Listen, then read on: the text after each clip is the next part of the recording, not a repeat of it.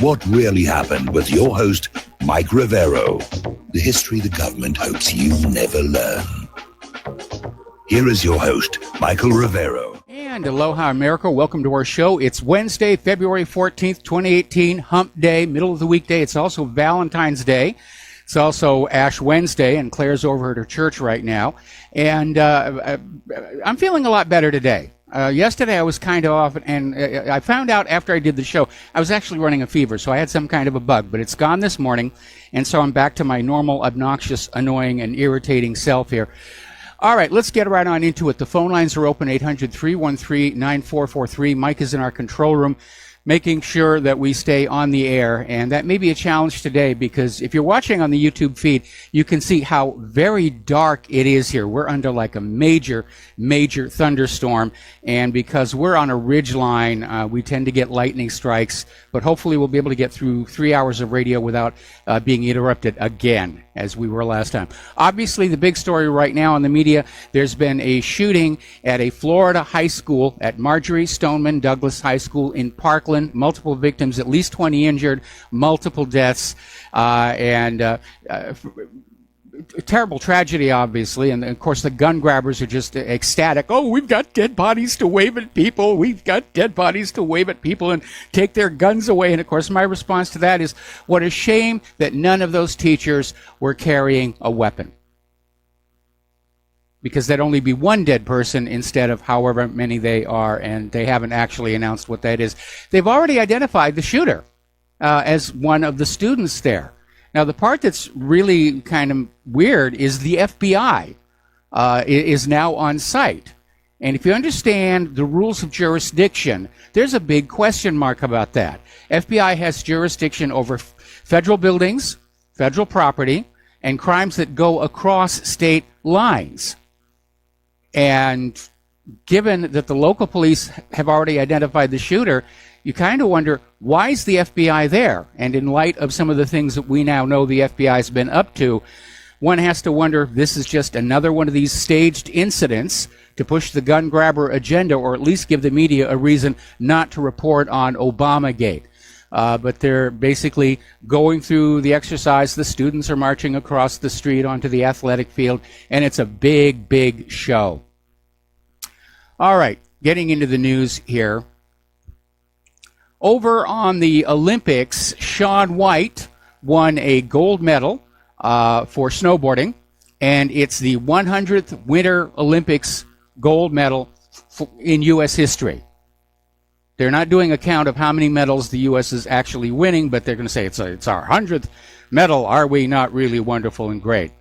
Yeah. Unfortunately, the USA men's hockey team lost to Slovenia, so a little bit of a downside. And interesting that there are all these articles about how every time an Olympian wins a medal, they get a tax bill. And I found this article. This is actually from 2016. And it says, congrats, you won a gold medal. Here's your tax bill. And they basically say the U.S. Olympic Committee, they give out the medals, and the athletes get taxed on them. But there's a problem. And that is, of course, the medals aren't really silver, bronze, and gold. The last time they actually handed out solid gold medals was the Olympics in Stockholm, Sweden in 1912. Olympic gold medals are made primarily from silver and then plated with a minimum of 6 grams of gold. And I actually learned this firsthand because I did some consulting for the Bishop Museum, and I got to see a display of Duke Kahanamoku's Olympic medals. And it was very obvious they were plated, and they actually had deteriorated quite a bit.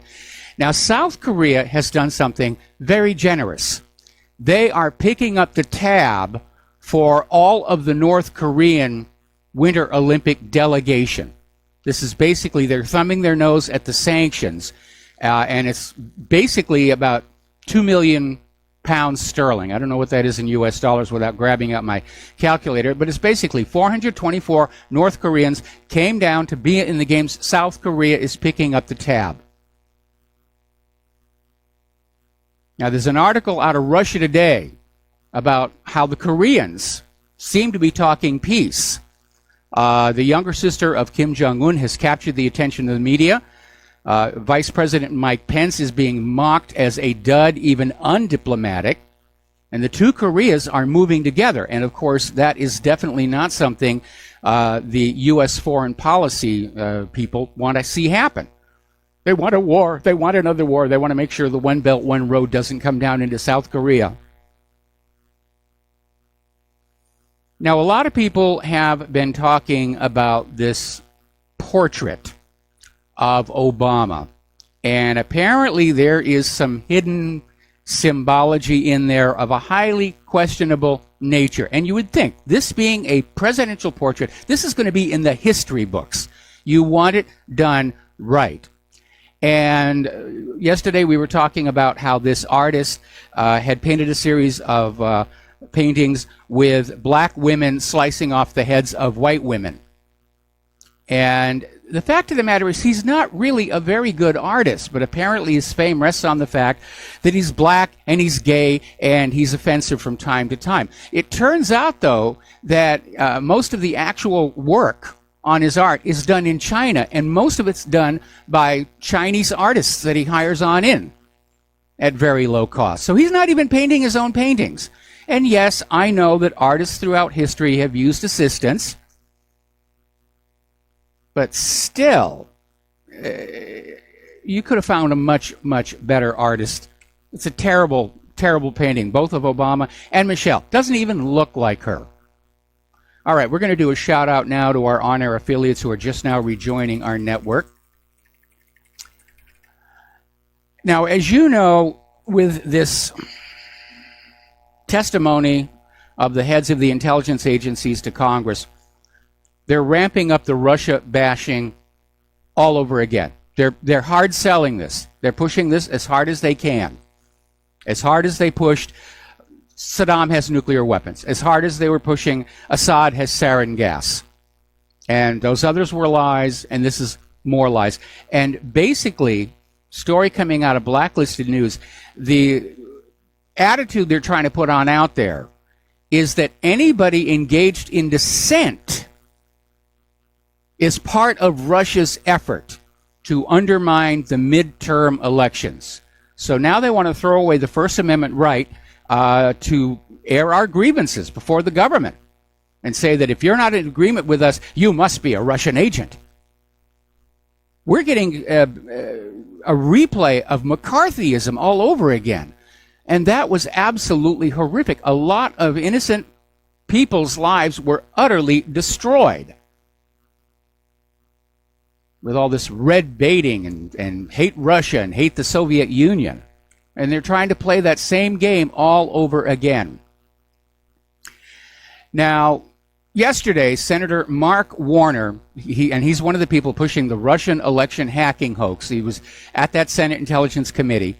But here's where it gets interesting. Do you know that those DNC servers have never been examined forensically to see if Russia really did hack into it, or if in point of fact all those emails were copied to a flash drive by Seth Rich and leaked out to WikiLeaks? They've never been examined. The DNC refused. The FBI hasn't looked at them. The NSA hasn't looked at them. Nobody with any technical expertise has been allowed near those servers. But Mark Warner's going to be out there saying, well, it's obviously Russia hacked those servers. Who else could it be? Well, it could be Seth Rich. Remember, the timestamps on the files prove that the files were not copied off over the internet because they were copied too quickly. Obviously, on the internet, there is a maximum amount of bandwidth and data transfer that you can have, especially here in Hawaii under Spectrum. It's pretty poor. But with a USB 3 flash drive, you can copy stuff off almost instantly. But here's the important point to remember. The servers at the DNC have never been inspected to see if there's any evidence of Russia hacking. And probably they never will be, because the insiders already know Russia didn't hack those emails. It was an internal leak. Remember when they tried to blame the Sony leak on North Korea and it turned out to be a disgruntled employee. Now, there's an article over in the New York Post, and it's called Peeling Back the Layers of Hillary Clinton's Deceit, and it provides a really good summation of what's going on. And it's using the metaphor of an onion with layers to describe the process. Every layer you remove, you get closer to the truth. And so you're looking at the scandalous behavior of the FBI into their probe, whether Trump's campaign conspired with Russia. And one layer at a time, we're learning how flawed and dirty that probe was. One of the layers, of course, is that dodgy dossier. Then you have FBI Lisa Page and Peter Strzok. And basically, it is reasonable for all Americans to conclude the fix was in among then Director James Comey's team to hurt Trump and help Clinton. And that is a huge scandal. It's an absolute huge scandal. Now, apparently, a lot of people are starting to talk, and more information is coming on out from all of this. We're hearing a lot of whistleblowing going on. We're hearing rumors of another deep throat. But basically, at this point, every one of these claims about how Russia wanted to help Donald Trump and Russia was colluding with Donald Trump, there's no evidence for any of it. It's just a smear job, and they're desperate to keep it going because they understand that when the American people get sick and tired of the same lies being sold over and over again as breaking news, like we haven't already heard this a million times over the last year, the American people are going to say, all right, let's look at the real crimes. Let's look at Uranium One. Let's look at all of the strange and mysterious deaths around the Clintons, including that of Seth Rich. Let's look at all the pay-for-play that was going on. Let's look at what Clinton and Loretta Lynch really said on that tarmac. Now, Newt Gingrich has come on out and said in any reasonable system of law, Hillary Clinton would already be in jail. And he's absolutely right. Even James Comey admitted she committed felony violations of Title 18. Just the missing emails, the emails she destroyed, are a crime. If she was using her government email address for personal business, I'm sorry, those records have to be preserved. And remember, the NSA apparently has those missing emails, and they offered them to James Comey, and Comey refused. Did not want to see anything. And of course, now we have this bizarre memo, this email, that former National Security Advisor Susan Rice sent to herself right after the Trump inauguration, which appears to be a CYA, or in this case, cover the boss's rear end, to say, hey, we're playing by the rules. We're doing everything absolutely right. But basically, either former FBI Director Comey or former National Security Advisor Susan Rice is lying based on that email released by Senator Grassley. So one of them is guilty of perjury. Judge Napolitano was out there on Fox News with Martha McCallum saying that there's really only one person who could have told Susan Rice to write that email to herself, and that would be Barack Obama, in an effort to cover up Obama's role in the plot to sabotage President Trump. And that's exactly what's going on. Now, Donald Trump's attorney has come on out and said that the Susan Rice meeting, the secret meeting with Comey and Obama, took place one day before Comey briefed Trump on the dossier. So they were all there in the back room trying to figure out what they were going to do. So Obama was given the Russian dossier. This is coming from Tom Fitton over at Judicial Watch. Obama had the dossier. What did he know, and why has he not been called to testify about it?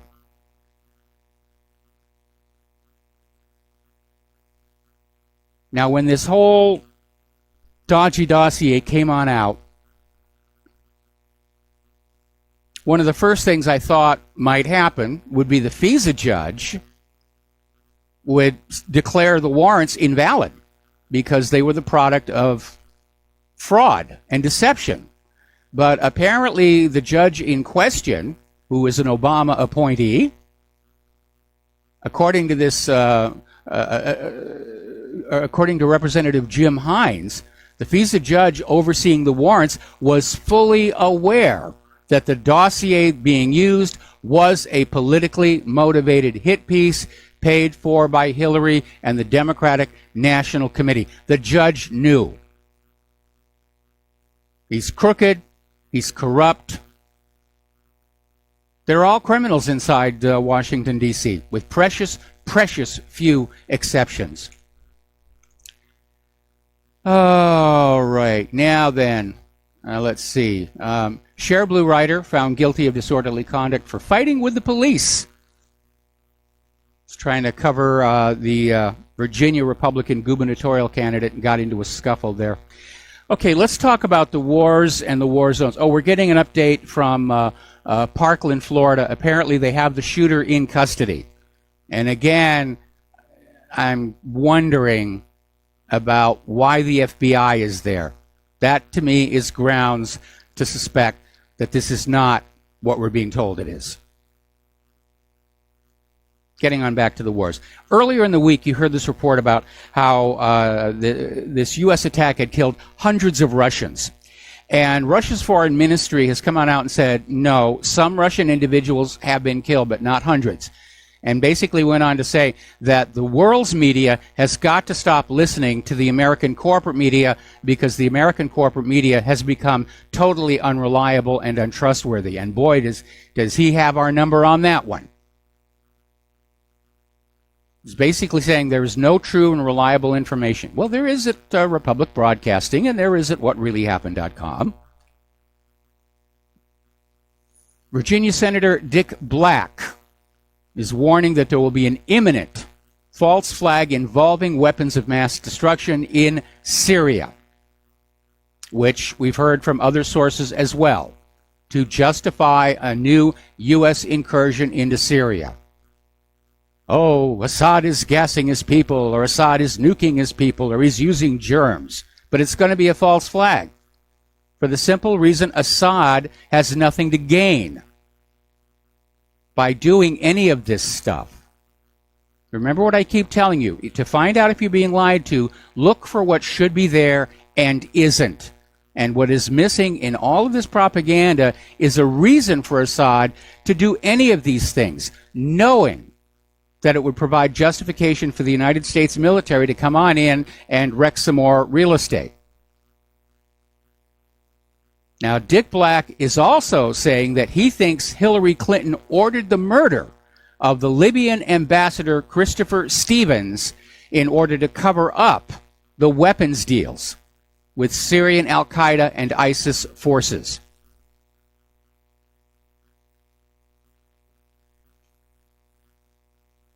That whole Benghazi thing. Christopher Stevens was right there in the consulate. He was in a position to find out what was going on. Maybe he threatened to go public. But if Black is correct, he goes on the dead bodies list here.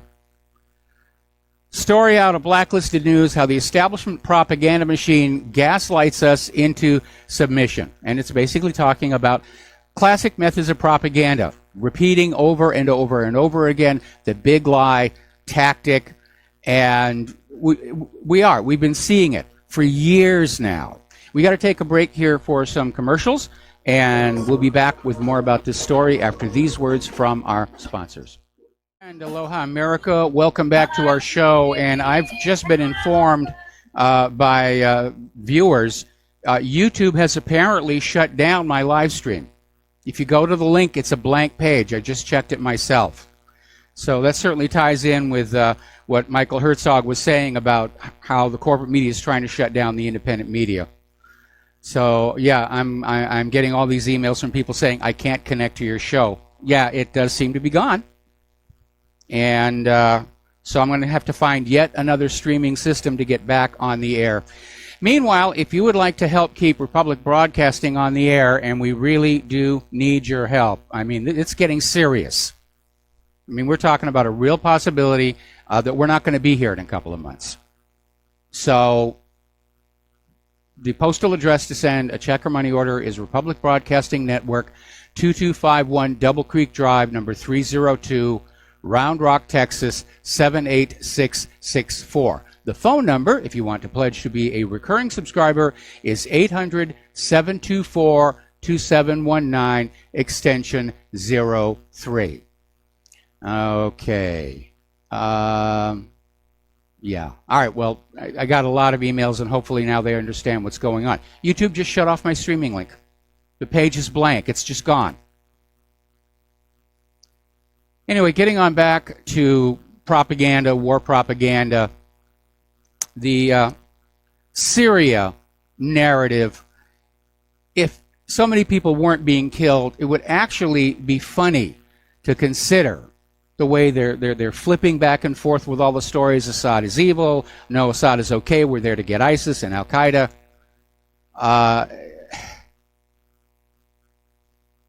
But it really is just lie upon lie upon lie. And the sooner that Americans wake up and realize that, the extent to which we are being lied to by the corporate media and by the government. All right. Now, somebody just wrote on in and said over on InfoWars, there are already accounts posting, repeal the Second Amendment. It looks like they were ready for this event to happen. So, yeah, with the FBI involved, I'm starting to think this is another Sandy Hook. It's all over again. Now, speaking of hoaxes and propaganda, there's an article that came out of Moon of Alabama, and they actually, despite the name, they actually do a lot of really good work. Basically, Syrian authorities are now saying that the U.S. may have maneuvered things in Syria to be able to say we're firing in self-defense when they attacked Syrian government forces. In other words, the incident the U.S. cited as justification to go on and attack Syrian forces may not have actually happened.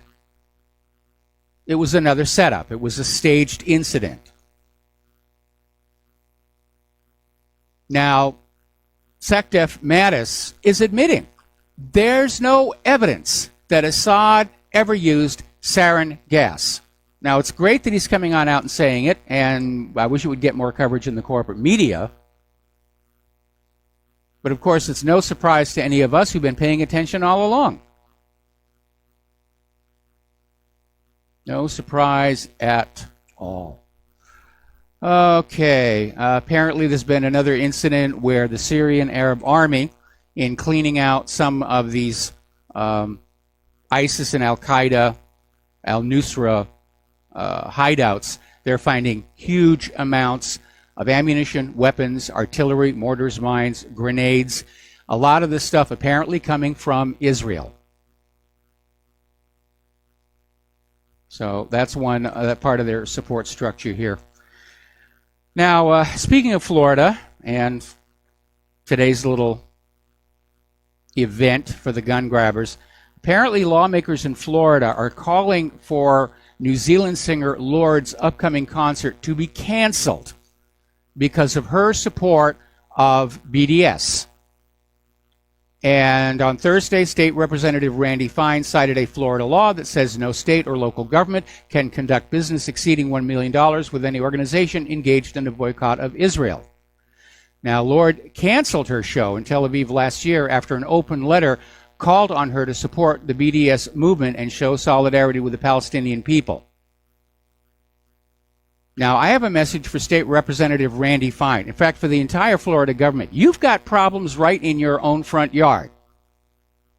You've got the shooting today. You've got massive problems with your election system. We saw back in 2000. Your job is Florida. Your job is not Israel.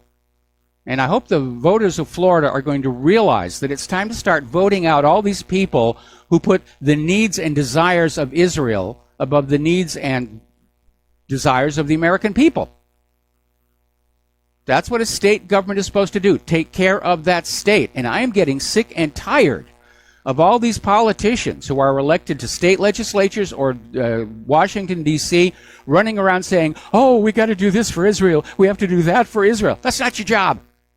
That's not what we voted you to do. That's not what we pay you to do. Your job is this country. We'll be right back. Aloha America, welcome back to the show here. And apparently my channel is still there at YouTube. What is broken is there used to be one URL that would take you to the video, and apparently that doesn't work any longer. You have to go to the page and then click on today's live video, and you'll be able to see it. And on the next commercial break, I will update that link to get everybody so that they can find the video again. But apparently YouTube just took out that one link, and I don't know why, because it just makes it much more difficult for people to find the live streams. Let's see. Yeah, okay. I got to fix it. All right, getting on back to Israel. Apparently they do have one supporter. Caitlyn Jenner is out there railing against BDS. She, it is a proud defender of Israel. Okay. Now, up in New York City, there was a bookseller, and the store is called Book Culture. And apparently, some Israel supporters got very angry over the fact that this bookstore was carrying a book, children's book, P is for Palestine. And they got very upset because there's not supposed to be a Palestine. Remember, Golda Meir used to say, there's no Palestine. This is a land without a people for a people without a land. And, of course, that's ridiculous. I've done a whole page of artifacts from Palestine. People have been sending me in books and postcards and coins from Palestine. It's a real place. So, basically, there were threats of violence coming to this bookseller and demands to sign a statement repudiating boycott, divestment, and sanctions. And now, of course, getting from the other side, Columbia University Students for Justice in Palestine and Columbia Barnard Jewish Voice for Peace are reaffirming a call to boycott the bookseller unless it rescinds its statement against BDS.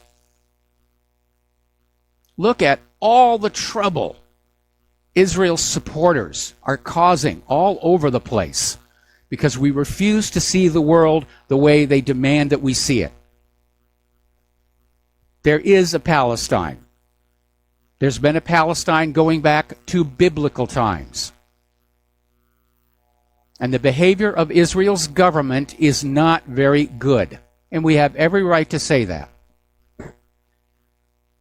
Now, as you know, Trump has cut funding for the United Nations Relief and Works Agency in Palestine over the fact that the Palestinians were very upset over Trump's comment about recognizing Jerusalem as the capital of Israel. And as a result, the situation there is getting critical. Article coming out of Electronic Intifada, Gaza is essentially in a vice. And they've always been in a state of controlled starvation, because that's how Israel operates. They take the population of Palestine, they multiply it by the minimum number of calories to keep somebody alive, and that's how much food they allow into Gaza.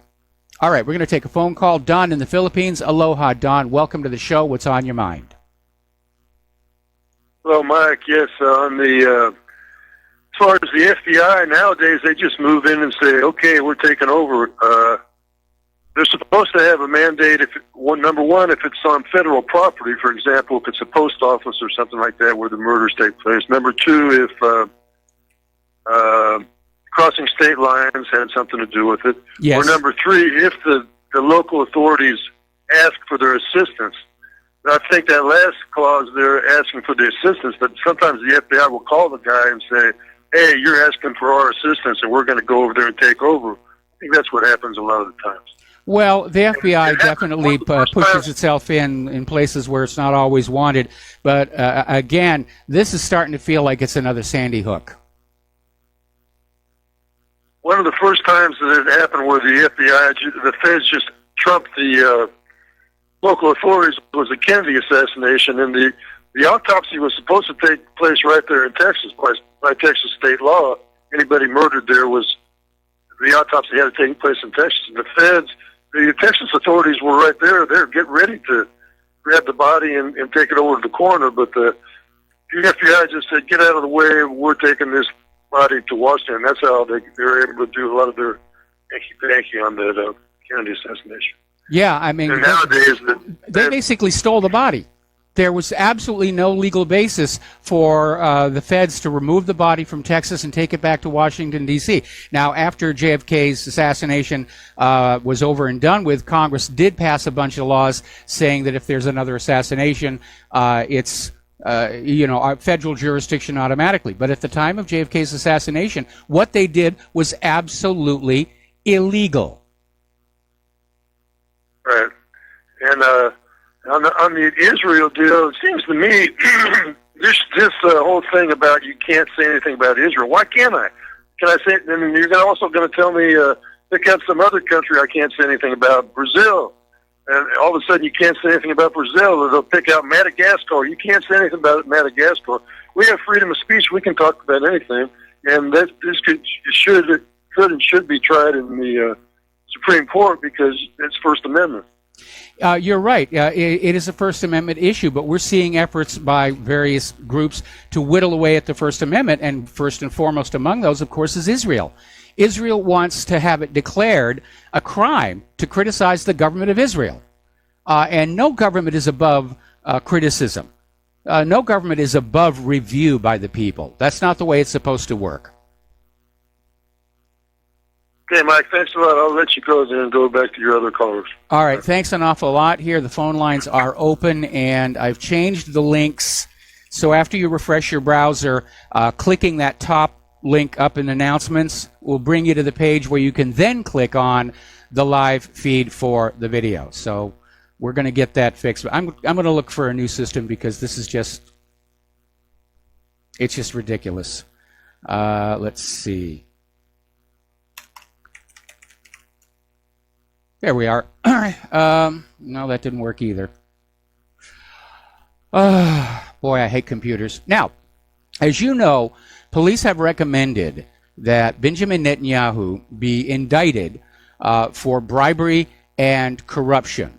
And apparently Netanyahu accepted very expensive gifts from Hollywood mogul Arnon Milchan and Australian billionaire James Packer. Now, Arnon Milchan apparently wanted some 10-year visas. I don't know why he would need those. But the other story is that Netanyahu made an arrangement with an Israeli newspaper for favorable coverage. Okay, and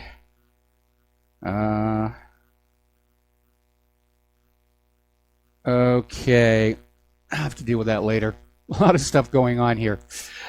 So Netanyahu is now out there declaring he will remain in office. He vows to remain in office and no matter what. And he's acting like somebody who knows the fix is already in, where the police can recommend indictment, but if the prosecutor says, nah, then he's off the hook, unfortunately. China has rolled out their version of a stealth fighter, the J-20. The Navy calls it a serious threat to the United States, probably because, unlike the F-22 and the F-35, the J-20 actually works. And apparently it is designed to carry long-range weapons. So now we're going to talk a little bit about the economy. It's an article that came on out of Zero Hedge, basically saying there's this asset manager saying volatility isn't the problem. In fact, a lot of Wall Street traders like volatility. The more noisy and dynamic the market is, the more money they can make riding that straddle. But this asset manager's out there saying the real financial time bomb is public pensions. And he's absolutely right. And I would add the private pensions in there as well. Because all the way back in 2008, when Wall Street was putting together their mortgage-backed security fraud, the ratings agencies all rated them AAA, except for, I think it was Egan-Jones, said, no, there's something wrong here. And the SEC came down on them. But the other rating agencies all said, oh, yes, they're AAA. Now, pension funds, because their clientele are long in life, and they don't have the luxury of starting over and rebuilding their life in the event of an economic downturn, pension funds are only allowed to invest in AAA securities.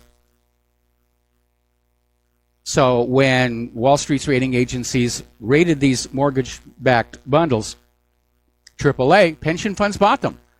And then the whole fraud exploded,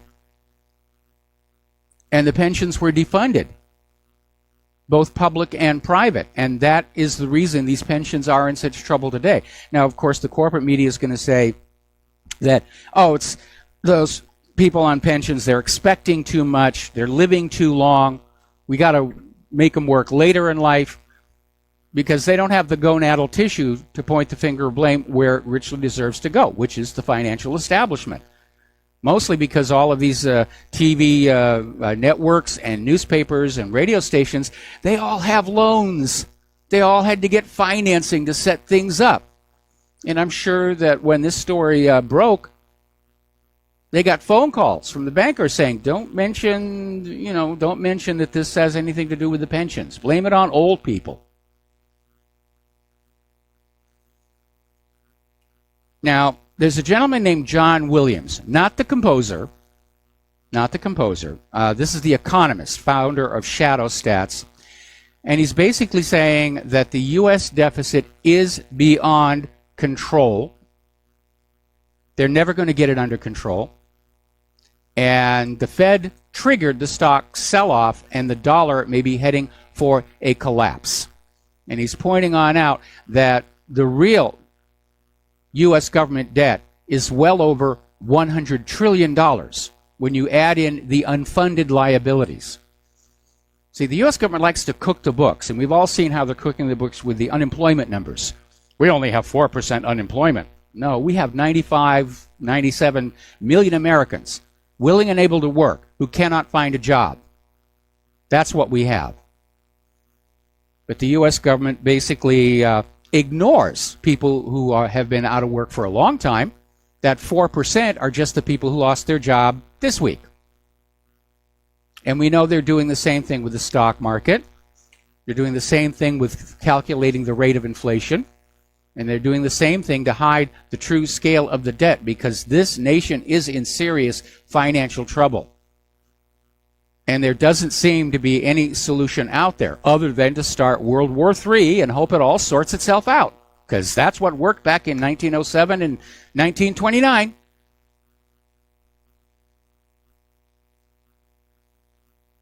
Now, a Republican Senator, Ron Johnson from Wisconsin, has basically gone to Donald Trump and said, it makes no sense to try and bring back high labor manufacturing jobs to this country. And basically, along with Lamar Alexander, Mike Lee, Pat Toomey, and Roy Blount, they're trying to sell Trump on this idea to just give up this national economic revival and just accept the multinational corporate globalism. They're really trying to basically say that. You know, we're going to have products made cheaply overseas and bring them over to this country and sell them. Really? To who? Nobody here's got any more money. This economy cannot function if ordinary Americans cannot trade their skills and their labor for decent wages and salaries. We have people who are losing their homes, losing their cars. That's why Claire and I don't want to finance our new car purchase. We don't want to do that because everything is so uncertain. But I'll tell you, here's an article that really, I think, paints a stark picture of what's going on. This is from Russia Today, and it's talking about America's decline. And we are an empire in decline, no question about that. And it comments on how in the richest country in the world, there are open pools of raw sewage all over the country. And apparently they got this information from a 2-week investigation into extreme poverty run by the UN, who visited California, Alabama, Georgia, Puerto Rico, West Virginia, and Washington, D.C. There's poverty in Washington, D.C. There's poverty everywhere because all the wealth is focused at the very, very top of the pyramid, the money junkies. And they don't want to let any of it go. They want it all for themselves. It's ours, it's ours, it's ours. Go out and starve to death and reduce the surplus population. Ebenezer Scrooge has got nothing on these people. They're addicts. They're addicts. We need to recognize that extreme greed is a mental illness. Now, Bill Murray, you probably remember him from the original Saturday Night Live and the Ghostbusters movies, and he's been coming on out and saying a lot of things, and it's becoming obvious that he's a libertarian, and he's out there praising the GOP tax cuts, saying it is a fantastic thing. And he's saying it's a good thing, it's a high tide raising all boats. Unfortunately, that's not necessarily true. This high tide is only raising the yachts. And those of us who are in canoes or fishing boats, we're still being left down at the bottom. And that is probably the biggest single problem with the GOP tax plan. All the benefit went to the money junkies. And ordinary working class Americans, they gave us a few crumbs to make it look like we got something out of this. And meanwhile, of course, the national debt is going up, the deficit is going up, and it is out of control. The only way they could actually stop this is to basically end all the wars and stop spending all that money, which is borrowed money, by the way, on the war machine.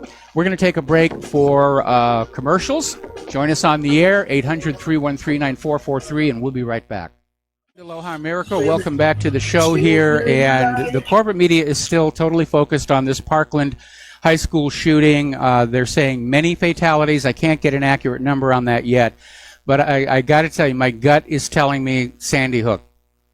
Also, I had somebody who wrote on in and reminded me it was actually Kennedy's Secret Service detail that illegally seized his body at Parkland Hospital and took it back to Washington, D.C. Something else about the Secret Service. The night before the assassination, they were all out drinking at an after-hour bar, and they were drinking Everclear, which is this really potent industrial alcohol. And they're not supposed to drink on duty, and not one of them was ever challenged on that. They weren't punished. They weren't demoted. Secret Service are not always that trustworthy. Just ask Indira Gandhi. She was assassinated by her protective detail.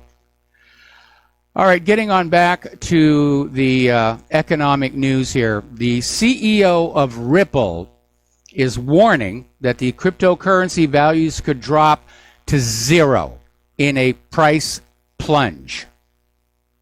And again, I've always had a sense of tulips about cryptocurrencies.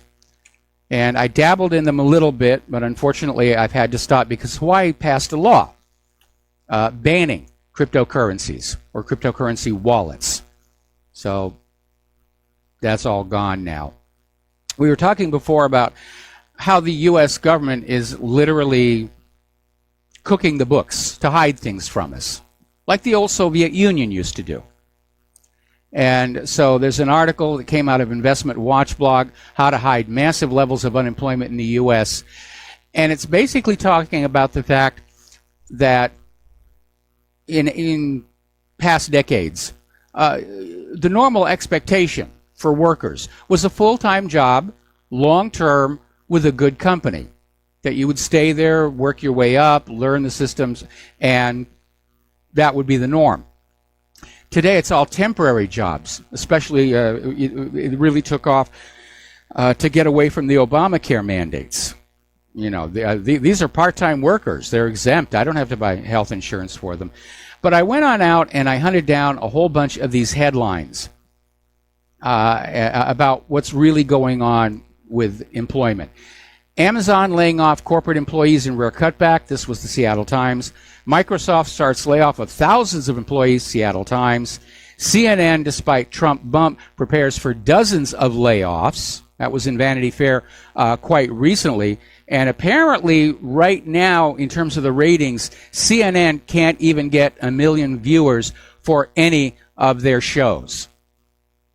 They're in serious, serious trouble. And again, they did it to themselves because they weren't reporting the news. They were just spouting propaganda at you, and they destroyed their own credibility. Let's see. Boeing factory where Trump delivered job speech to lay off 200 workers.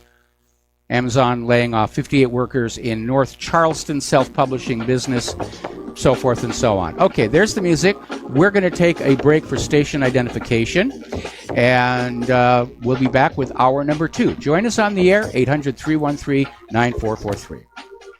Aloha, America. Welcome back to the show, hour number 2, and we're going to go right to the phones here to Nancy in California. Aloha, Nancy. Welcome to the show. What's on your mind? Hi, Michael.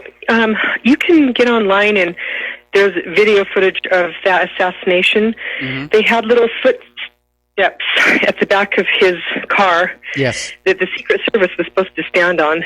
And there was a car behind his car with, I assume, Secret Service that were waving the guy off. And so you saw that footage?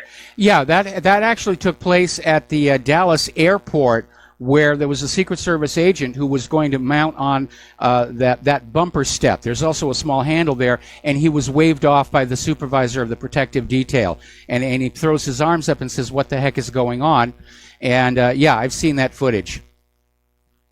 Exactly. And so I think that they were, obviously they were setting it up for him to be vulnerable from the get-go. Absolutely. I believe the Secret Service was behind it. They should have put that bubble top on. There's a plexiglass bubble top that went on that limousine that would have deflected the shots, and that was taken off and just left off. So they hated Joseph Kennedy. They called him an anti-Semite. Yes. And, they killed all 3 sons, actually. His one son that was in the war was on a non-combat mission, and he was killed. Well, people get killed in non-combat missions here, but there were a lot of people who hated the Kennedys. They were seen as new money coming out of Prohibition. But in terms of John F. Kennedy, the group that was working against him consisted, first of all, of Israel, because Kennedy did not want them to get nuclear weapons. The Federal Reserve, because of Kennedy's Executive Order 11110, the Texas oil billionaires, because of the oil depletion allowance issue, organized crime. The mafia was against him.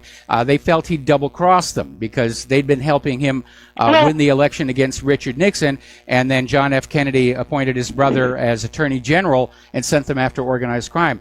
Then you had the CIA, which hated Kennedy for the Bay of Pigs fiasco. And they all wanted him. Who killed? What? Right. But who killed Lee Harvey Oswald? The person who killed Lee Harvey Oswald was Jack Rubenstein. Yes, and he was a bag man for the mafia, and he was supposedly allowed into the basement of the Dallas Police Department by a guy named Ray Vaughn, who was then promoted to Chief of Police of Midlothian, Texas. Are you still there? Pretty slimy people. Yes, they are. I am still here. Despicable people. It was just evil. And those people who orchestrated that have remained in power, in my opinion. Well, their heirs and their followers have remained in power. Yeah, most of the original plotters are dead now. Mm-hmm. Yes, absolutely. That's what I meant. That whole... Yes. Okay. Thanks. All right, thanks an awful lot for the phone call. We're going to let you go here. And I do have a JFK page. And again, if you go to my website, there's that gray box of permanent articles right underneath the banner. And you can see JFK is in there, RFK, JFK Jr., Martin Luther King, Vince Foster, of course. They're all in there, the whole mess. Now, getting on back to the economic news. Russian financial institutions are now ready to disconnect from the SWIFT system. SWIFT stands for the Society for Worldwide Interbank Financial Telecommunication. And this is the global dollar-based interbank payments network. And it is because everybody uses this network that the U.S. government is able to enforce sanctions. They just throw a switch and all of a sudden the interbank transfers stop working. Well, Russia has been working on developing their own parallel system to be used with the BRICS nations. And apparently they're now ready to basically disconnect from SWIFT and go on their merry way without them. And I think probably a lot of other countries are going to follow suit because they're beginning to realize anytime they're tangling up their nation with any U.S.-based economic system, computer system, it makes them vulnerable because our government is weaponizing everything, including the economic system. Now, turning to Europe, interesting statement. Over in Italy, Berlusconi is pointing out that only 5% of Italy's 630,000 refugees qualify for refugee status. Only 5%. And that's obviously, there's something wrong with the system. These are not really refugees. There are specific definitions as to what constitutes a refugee. These people don't meet it. 95% of these 630,000 refugees don't qualify as refugees. And Berlusconi says they represent a social time bomb that is ready to explode. And he's certainly right about that. We've been seeing all the trouble that these migrants are causing all over Europe. Now, again, back in Italy, there's a candidate for prime minister, Matteo Salvini, who's saying exactly the same thing. Out-of-control immigration is causing social conflict. It's a mess out there. All right, we're going to do a shout-out to our on-air affiliates who are just now rejoining the network. Corporate media is still on this Parkland shooting. They're not reporting on anything else. I got to tell you, this really feels like another shady hook, if you will. Now, we've been talking about George Soros and how he aroused the ire of quite a few people in Great Britain by donating money to an organization whose stated objective is to undo the Brexit, to just wreck it, to keep Britain attached to the European Union. And Soros, in response to the criticism, threw more money at the organization. Death to Brexit. And now he's been joined by Richard Branson. And Branson is now calling on members of Parliament to vote against the withdrawal bill at the end of Brexit negotiations, despite polls showing the majority of British people still want to leave. But to heck with democracy, to heck with what the people want. Actually, there's a story that came out of the Express that apparently the anger level in the general population is really starting to climb over this issue. The British voters made their will known, and they're very, very angry at all these people who have the arrogance to presume to undo what the people voted for. Okay. Now, apparently a second U.S. judge, U.S. District Judge Nicholas Garaufis in Brooklyn, has blocked the Trump administration from ending the DACA program, the Deferred Action for Childhood Arrivals program. It will not end in March as planned. And apparently this was the result of immigrants who sued the Republican administration. That's odd. I didn't think they had standing. They're not citizens. Now, the decision is similar to an earlier ruling by a federal judge in San Francisco that DACA must remain in place while litigation over Trump's decision unfolds. And the legal battle over DACA could complicate a debate currently underway in Congress on whether to change the nation's immigration laws. We don't need more laws. We already have laws. It's called Title VIII. They're not being enforced. That's the problem. So it's a waste of time for Congress to get together and vote through more laws if they're not going to enforce them.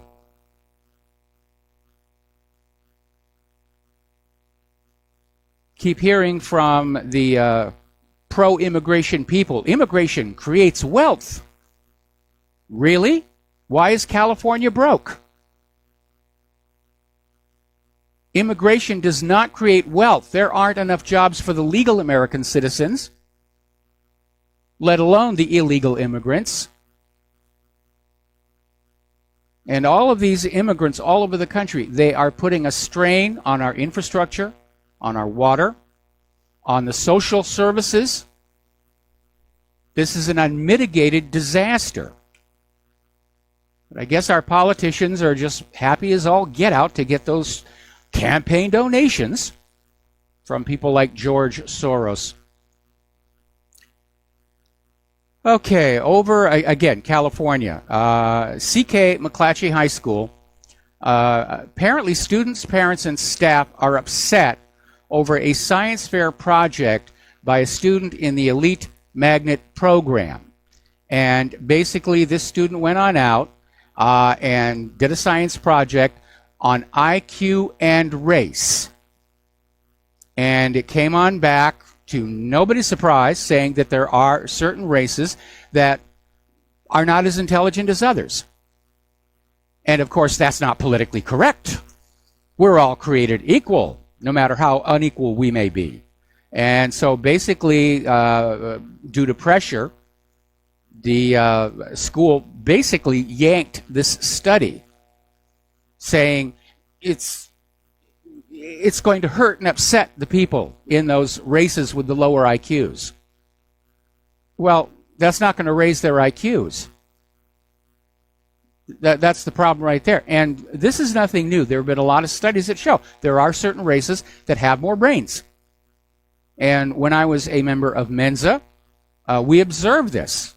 There were certain races that qualified for Mensa, and there was an absence of others. That's reality. And one of the problems I have with political correctness is its complete abandonment of reality in favor of this liberal fantasy world, where just by screaming and whining you can get everything that you want. All right, we're going to take a phone call now. Peter in Los Angeles, aloha. Welcome to the show. What's on your mind? Mike, before we get into anything, I want to ask you, I'm making a checkout. I just wrote one to Republic Broadcasting. Good. Home Baked Entertainment, 9871. This is for you too, right? Please, Peter, please don't put my address out on the air. I have... Oh, okay, it's on your website. So it's on the website. But that's why I make the checkout, right? Yeah. So I make the checkout too. Okay, you got it. Okay. Yeah, Michael, it's political correctness, and I'm in a mixed family. My daughter is mixed. Yes. The people that I love most in my life are black. But all the data, and it goes back to the First World War when they first started doing standardized, basically IQ tests. Yes. There's a 10-point deviation, and it doesn't work out so great for white people because Asians work out to be about 4 or 5 points higher than we do.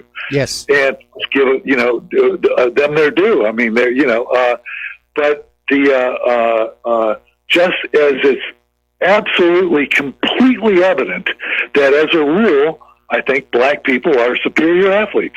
As a rule, they are. The average black person is, I'd say, like a 7 on the white scale. And the average white person physically is like a 4 on the black scale, and so that's a given in my and I used to say to my friend who's this liberal professor and my neighbor at Northridge, yes. Cal State Northridge in women's studies, but she's a dog lover. And I would tell her, do you see a difference in behavior between a pit bull and your Chihuahua? Mm-hmm. And they go, yeah. And I go through the whole dog breed thing where there's definitely, a chow against a golden retriever. There's definitely, and so there's different behavioral traits too. Yes. So it is what it is. People are equivalent. They're not equal. They're equivalent. And that doesn't mean to say there aren't brilliant black people. My daughter is much smarter than me. She is 15 and she gets $40,000 a year scholarship to a private school that costs $43,000. And because she's never had a B. She's much smarter than I am. My wife is smarter than I am. But there's, not to say there aren't brilliant black people, but as a rule, statistically, it's as undeniable as looking at the NBA or NFL and saying, hey, black people are better athletes. You look at, there's 100 years of data on this, and they totally ignore it. Yeah, it's politically incorrect. I mean, the idea is they're starting out with this claim that all men are created equal, which is good politics, but it's not real. And because it's very difficult to prove that you're providing equality of opportunity, it's much more expedient to mandate equality of outcome and simply say you are now all equal in pay. We're hiring on a quota-based system. We have so many people from each category working as doctors and stuff. But that's not real world. And again, if I have to go into the hospital and be operated on, I want the most intelligent, smartest person holding that scalpel. I don't want to be operated on by somebody who got there on a quota system. Yeah, exactly. And Mike, the up until even parts of Africa today, they're hunter-gatherers. But 100 years ago, 150 years ago, they were almost all hunter-gatherers in Africa. Yes. Herdsmen and hunter-gatherers. And, the guy, the Darwinian selection thing was the big, strong guy who could hunt better and go out and he got the girl. Yes. For 1,000, 2,000 years, there's been a sophisticated economy in, the Middle East and Europe and all that, where it's the rich guy who got the girl. Yes. The rich guy is the one who got the girl. It's a different natural selection process up until the last 150 years. So you're absolutely right. You're absolutely right. And again, yes, we guys, we want to get the girls. Certainly Bill Clinton demonstrated that to us. But again, this idea of simply declaring everybody is equal, it's politics. It's not science. We're all different, unique individuals. And we're all born with different skills, different talents. We may be very brilliant in one area and maybe not so sharp in another area. And again, this flies against liberal dogma that is still clinging to Margaret Mead's Coming of Age in Samoa that says we're all born with blank minds. Well, I think that I take issue with the Margaret Mead thing, and I would tell you that you can look at different breeds of animals and dogs. Yes. For instance, everybody has dogs and can kind of relate to this, and they're bred for different things. A German Shepherd is much different than a Golden Retriever. Yes. And they're just different, and they behave differently, and they're wired just a little bit differently. So, yeah, and they vary in intelligence greatly. I mean, the Jack Russell Terrier is considered the most intelligent dog. Then I've had a couple of dogs that were absolute morons. And Mike, even though it's in my opinion, it's as undeniable that black people are physically gifted. But every once in a while, you get Larry Bird or Jerry West. But it's every once in a while, and every once in a while, you get some brilliant guy, Michael Eric Tyson or whatever his name is, or some and George Washington Carver. They're brilliant black people. George Washington Carver. They're brilliant black people. Yeah. But that's my comment, anyways. All right. Well, thank you for the comment. And is there anything else you wanted to share with us?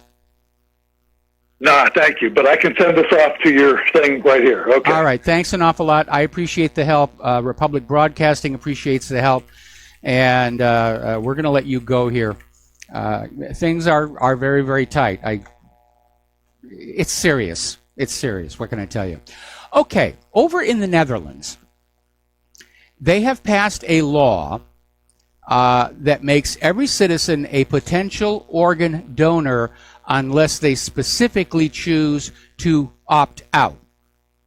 And the upper house of the Dutch parliament approved this new donor law on Tuesday by a slim majority. And so every Dutch adult who is not registered as a donor will receive a letter asking if they want to be a donor after death. I actually think this is a good idea. Okay, and I think that could be the default position. Obviously, a lot of people with their religions don't want to be donors, but I think I agree with this. We're going to take a break for commercials. We'll be right back. Aloha, America. Welcome back to the show. We're going to go back to the phones right now. Frank in North Carolina. Aloha, Frank. Welcome to the show. What's on your mind?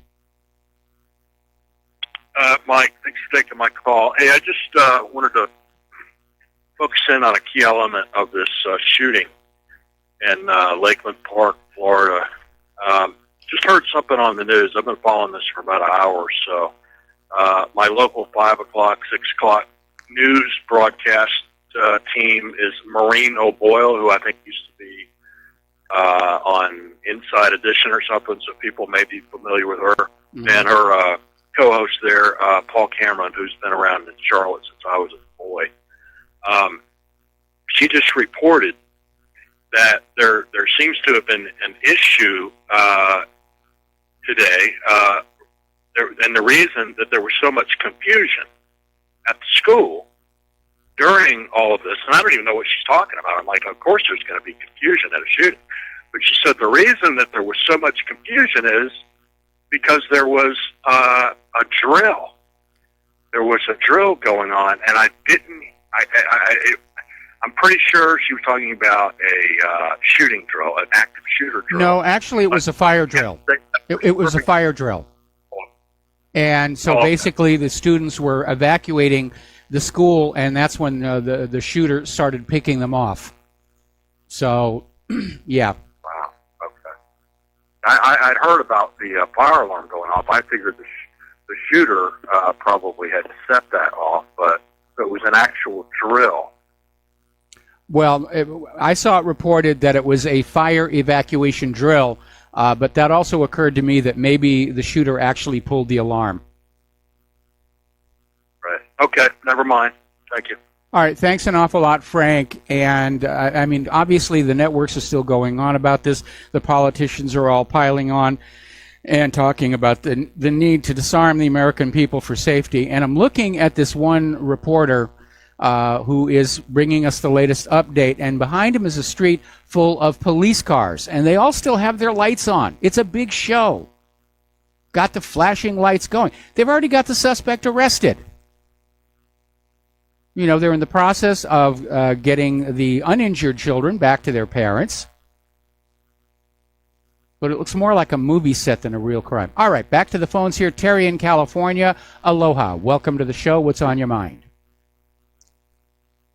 Mike, with the economy going down, do these people really think they can save our economy if they start a war? I mean, that wars are expensive. They take a lot of money.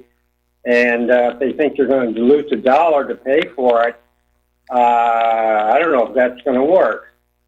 Well, it's not so much as repairing the economy with a world war, but giving the government something to blame it on. You know, if the economy collapses now and they don't have a war, then the American people are going to blame Wall Street, the bankers, the Federal Reserve in Washington, D.C. If they can get a war cranked up before the economy collapses, then the government can say, it's not our fault, we didn't do anything wrong, it's those gosh darn Russians and those gosh darn Chinese.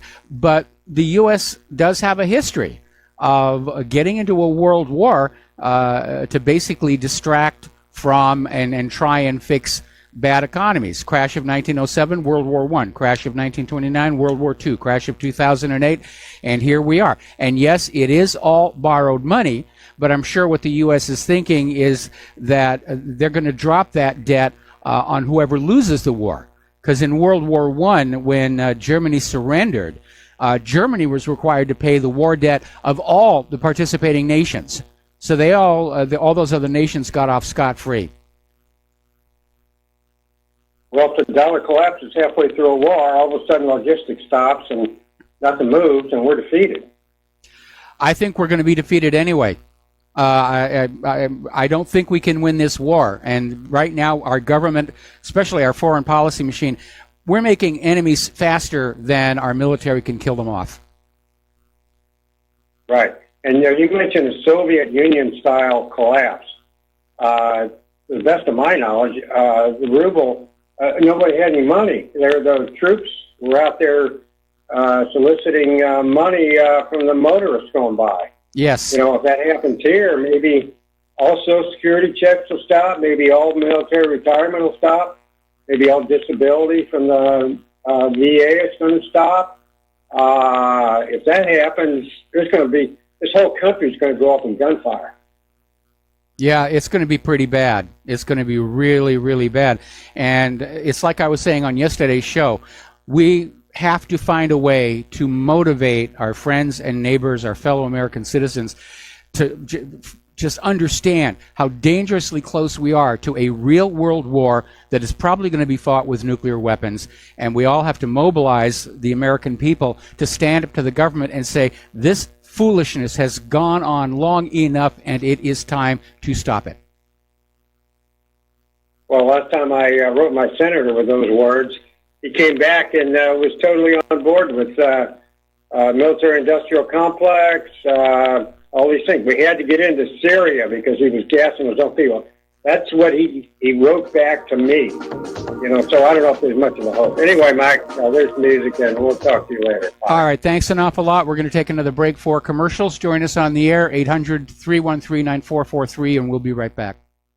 And aloha, America. Welcome back to the show here. And before we go back to the telephone lines, a couple of quick stories coming on up. We now have the name of the Florida shooter, Nicholas Cruz, and I just put up a link to an article about his Instagram account, where he's got pictures of himself posed with guns and knives and all kinds of stuff like that, which in one way is very reassuring. Obviously, the NSA isn't able to spy on us all, or they would have realized this kid was dangerous.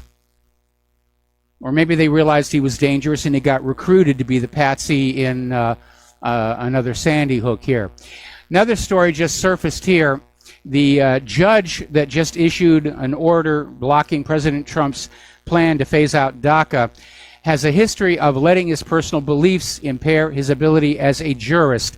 And apparently at one time, the Second Circuit Court of Appeals literally removed this judge, Nicholas Garaufis, from a racial discrimination case against the New York Fire Department after Garaufis called the department, quote, a stubborn bastion of white male privilege. So this guy's a liberal. No question about it. All right, let's take some phone calls here, starting with Sovereign Man. Aloha, Sovereign. What's up, Sav? You're on the air. What's on your mind? Can you hear me okay? I hear you just fine. Great. I wanted to touch on the subject of organ donation. Yes. And what really happens upon the organs being harvested from the donor. Mm-hmm.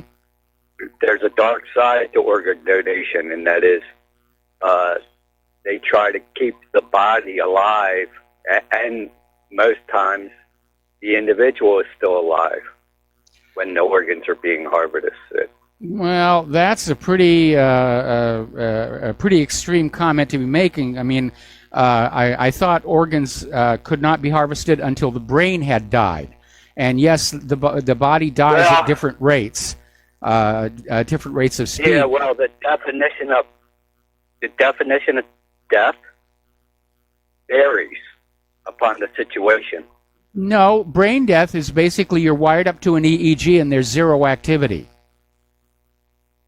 No, I've listened to many programs that Deanna Spingola has had on the subject. Yes. And I beg to differ.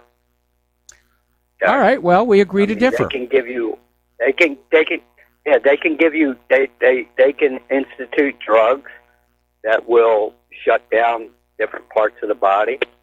The individual, majority of the time, is still alive.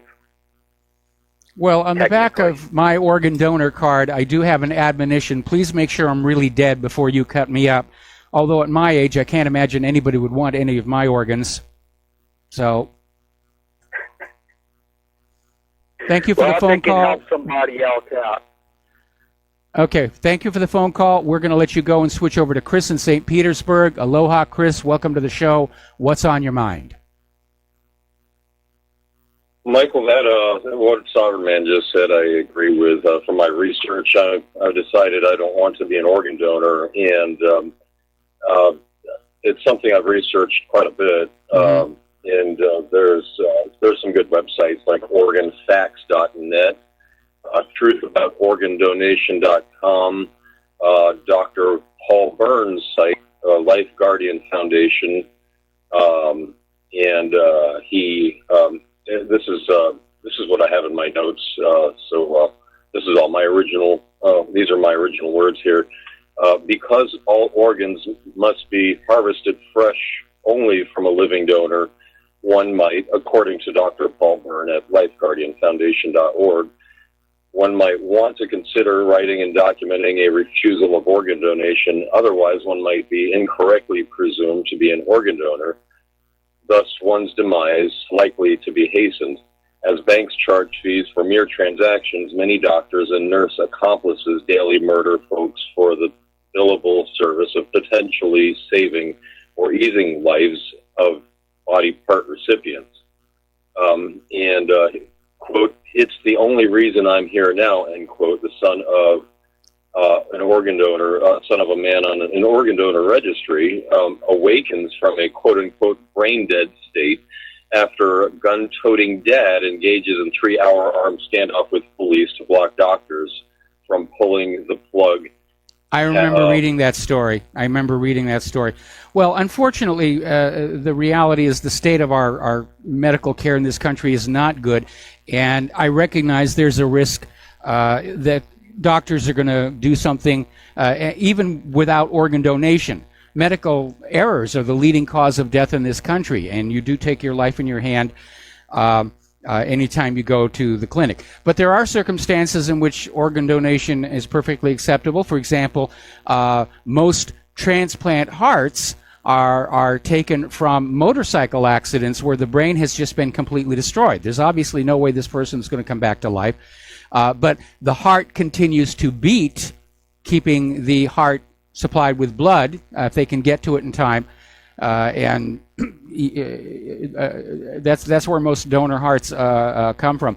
In any case, I have made the decision. When I die, I'm going to donate my body to science because I figure medical students can always use a good laugh.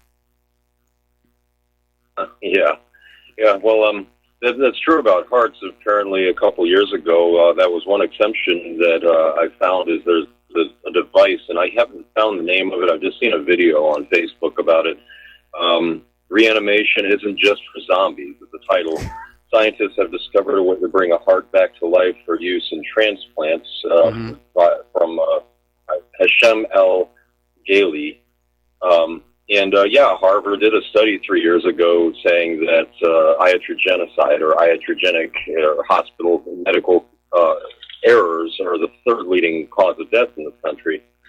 And that story I was mentioning was, had it not been for armed father George Pickering II, his son George Pickering III wouldn't have lived so quickly to make a full recovery from the alleged coma. And there are a lot of other studies I found like that.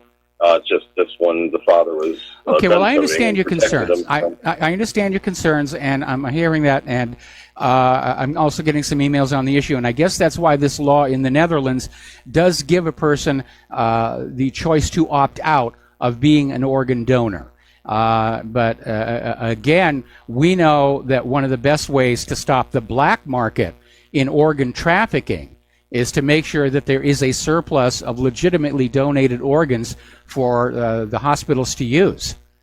because unfortunately, as scared of doctors as you may be, the black market organ harvesters are much more dangerous.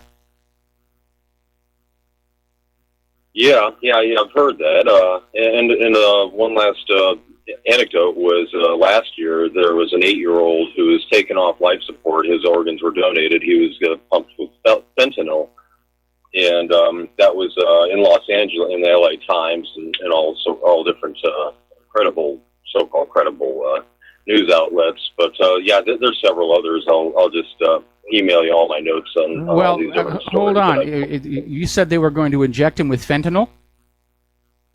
They did inject. They killed him with fentanyl. They took him off life support. That would render the organs unusable, because those organs are going to be saturated with the fentanyl. When you transplant them into another patient, that fentanyl will go into the circulatory system. So I have to question that one. I mean, normally when you take somebody off of life support and they're going to be donating the organs, you simply take them off the life support and let nature take its course.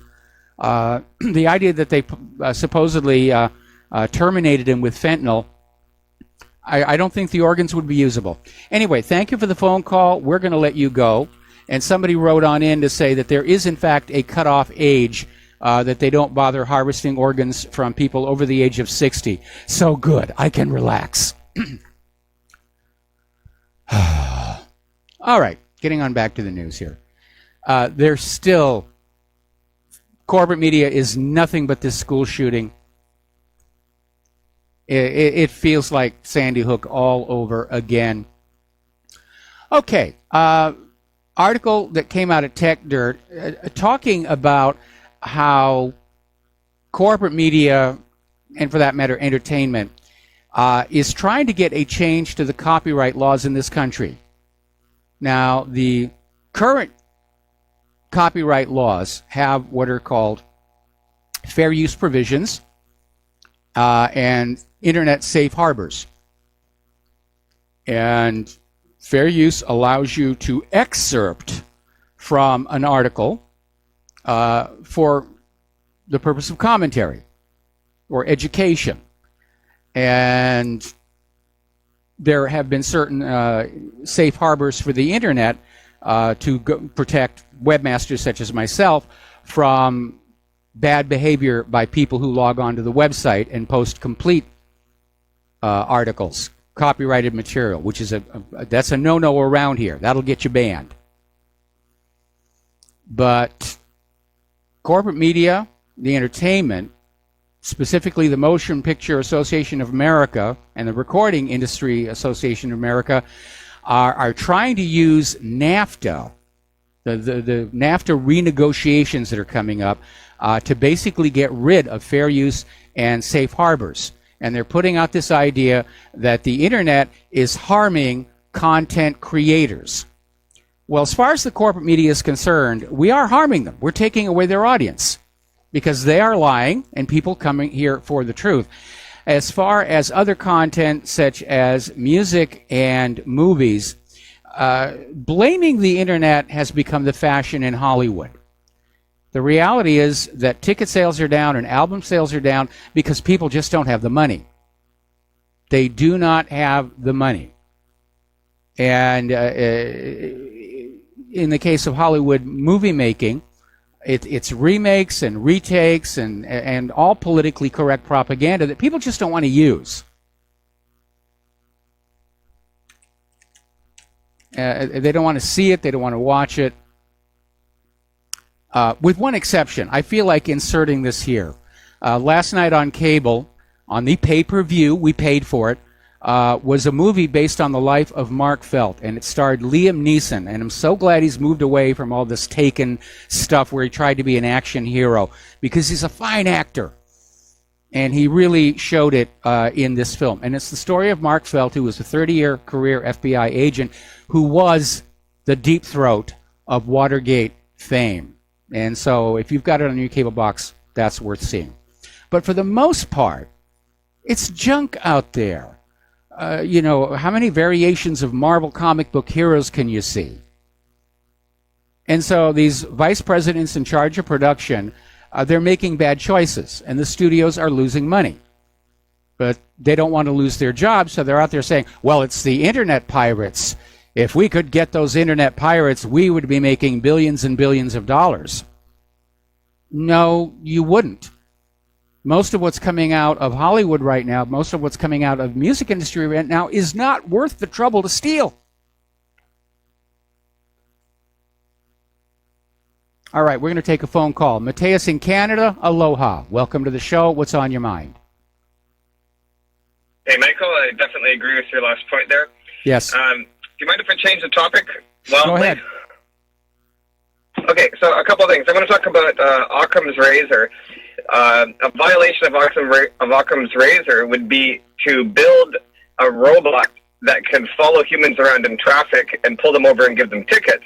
That's way, way too complicated. There is an ulterior motive, and what it is it's to get the public accustomed to being hunted by a robot. That's my opinion. The other thing is that I wanted to talk about the Magna Carta, and the last 1,000 years of history in Europe was basically just we the people fighting for a little bit of dignity and freedom from the tyrants and the bankers and the royalists. Okay, well, let's start with the robot. Let's start with the robot here. Again, applying Occam's razor, the simple explanation is it's just another way to take money away from the American people, and they're going to put a police officer out of work in the process.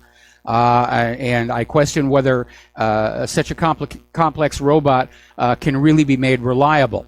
But that's what's going on there. The fact of the matter is they don't need to get us used to being hunted by robots. If you're being hunted, it doesn't matter what you think about it. And as somebody who in my youth was a hunter, I didn't worry about the food that I was stalking getting used to the idea that I was hunting them. In fact, their reaction was very much they weren't happy about it at all. So getting on back to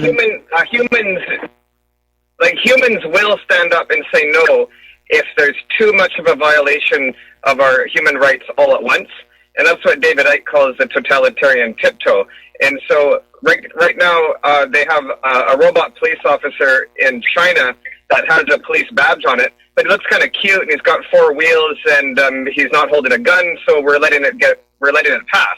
Mm-hmm. They slowly creep up on us. So now it's a self-driving car that's hunting us around in public. Next, it's going to actually be a bipedal robot getting out of that car fully armed. But if they do that now, we're going to say no. So that's what we're basically just slowly creeping towards a robot police force and a robot military that's incapable of saying no to an illegal order.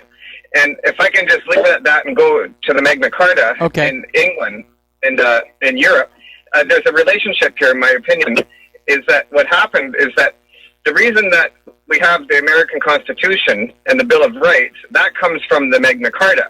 And the reason we have the Magna Carta is and the reason we have the Magna Carta is because enough of we the people in the last 1,000 years in Europe were willing to bleed and die for demanding a little bit of dignity and a little bit of freedom against the bankers and the royalists. And we finally started winning enough battles and chopping off a few heads in France and other places that finally the King George came down and said, okay, I'll make a deal with you. I'll sign a piece of paper that you're going to have a little bit of dignity, a little bit of human rights, and stop chopping off our heads, and we'll just go on with the game. But the thing is to remember is that we didn't defeat our enemy then. It was just like a minor compromise. They still hate us. They're either direct bloodlines or else just people in the same kind. Okay, Mateus, we have to take a break for commercials. Do not hang up. I'm going to come back to you right after these few words. Aloha, America. Welcome back to the show. We're talking to Mateus up in Canada, and a couple of points I need to make here. The Magna Carta was not signed by King George. It was signed by King John, and it was mostly the barons who stood up to him and forced him to sign the document. They were supported in turn by their conscripted forces. It's not at all like they portray in Robin Hood with Russell Crowe. Basically, the barons had armies of people that were just forced to be their soldiers. They stood up to King John. That's why back then there was a House of Nobles, but it wasn't until much later that the House of Commons was created. And in any event, both the barons and King John broke the Magna Carta almost immediately. Well, I stand corrected on those finer points. The general concept is that we had a pretty much total control over the population by the royals and the bankers and the elites.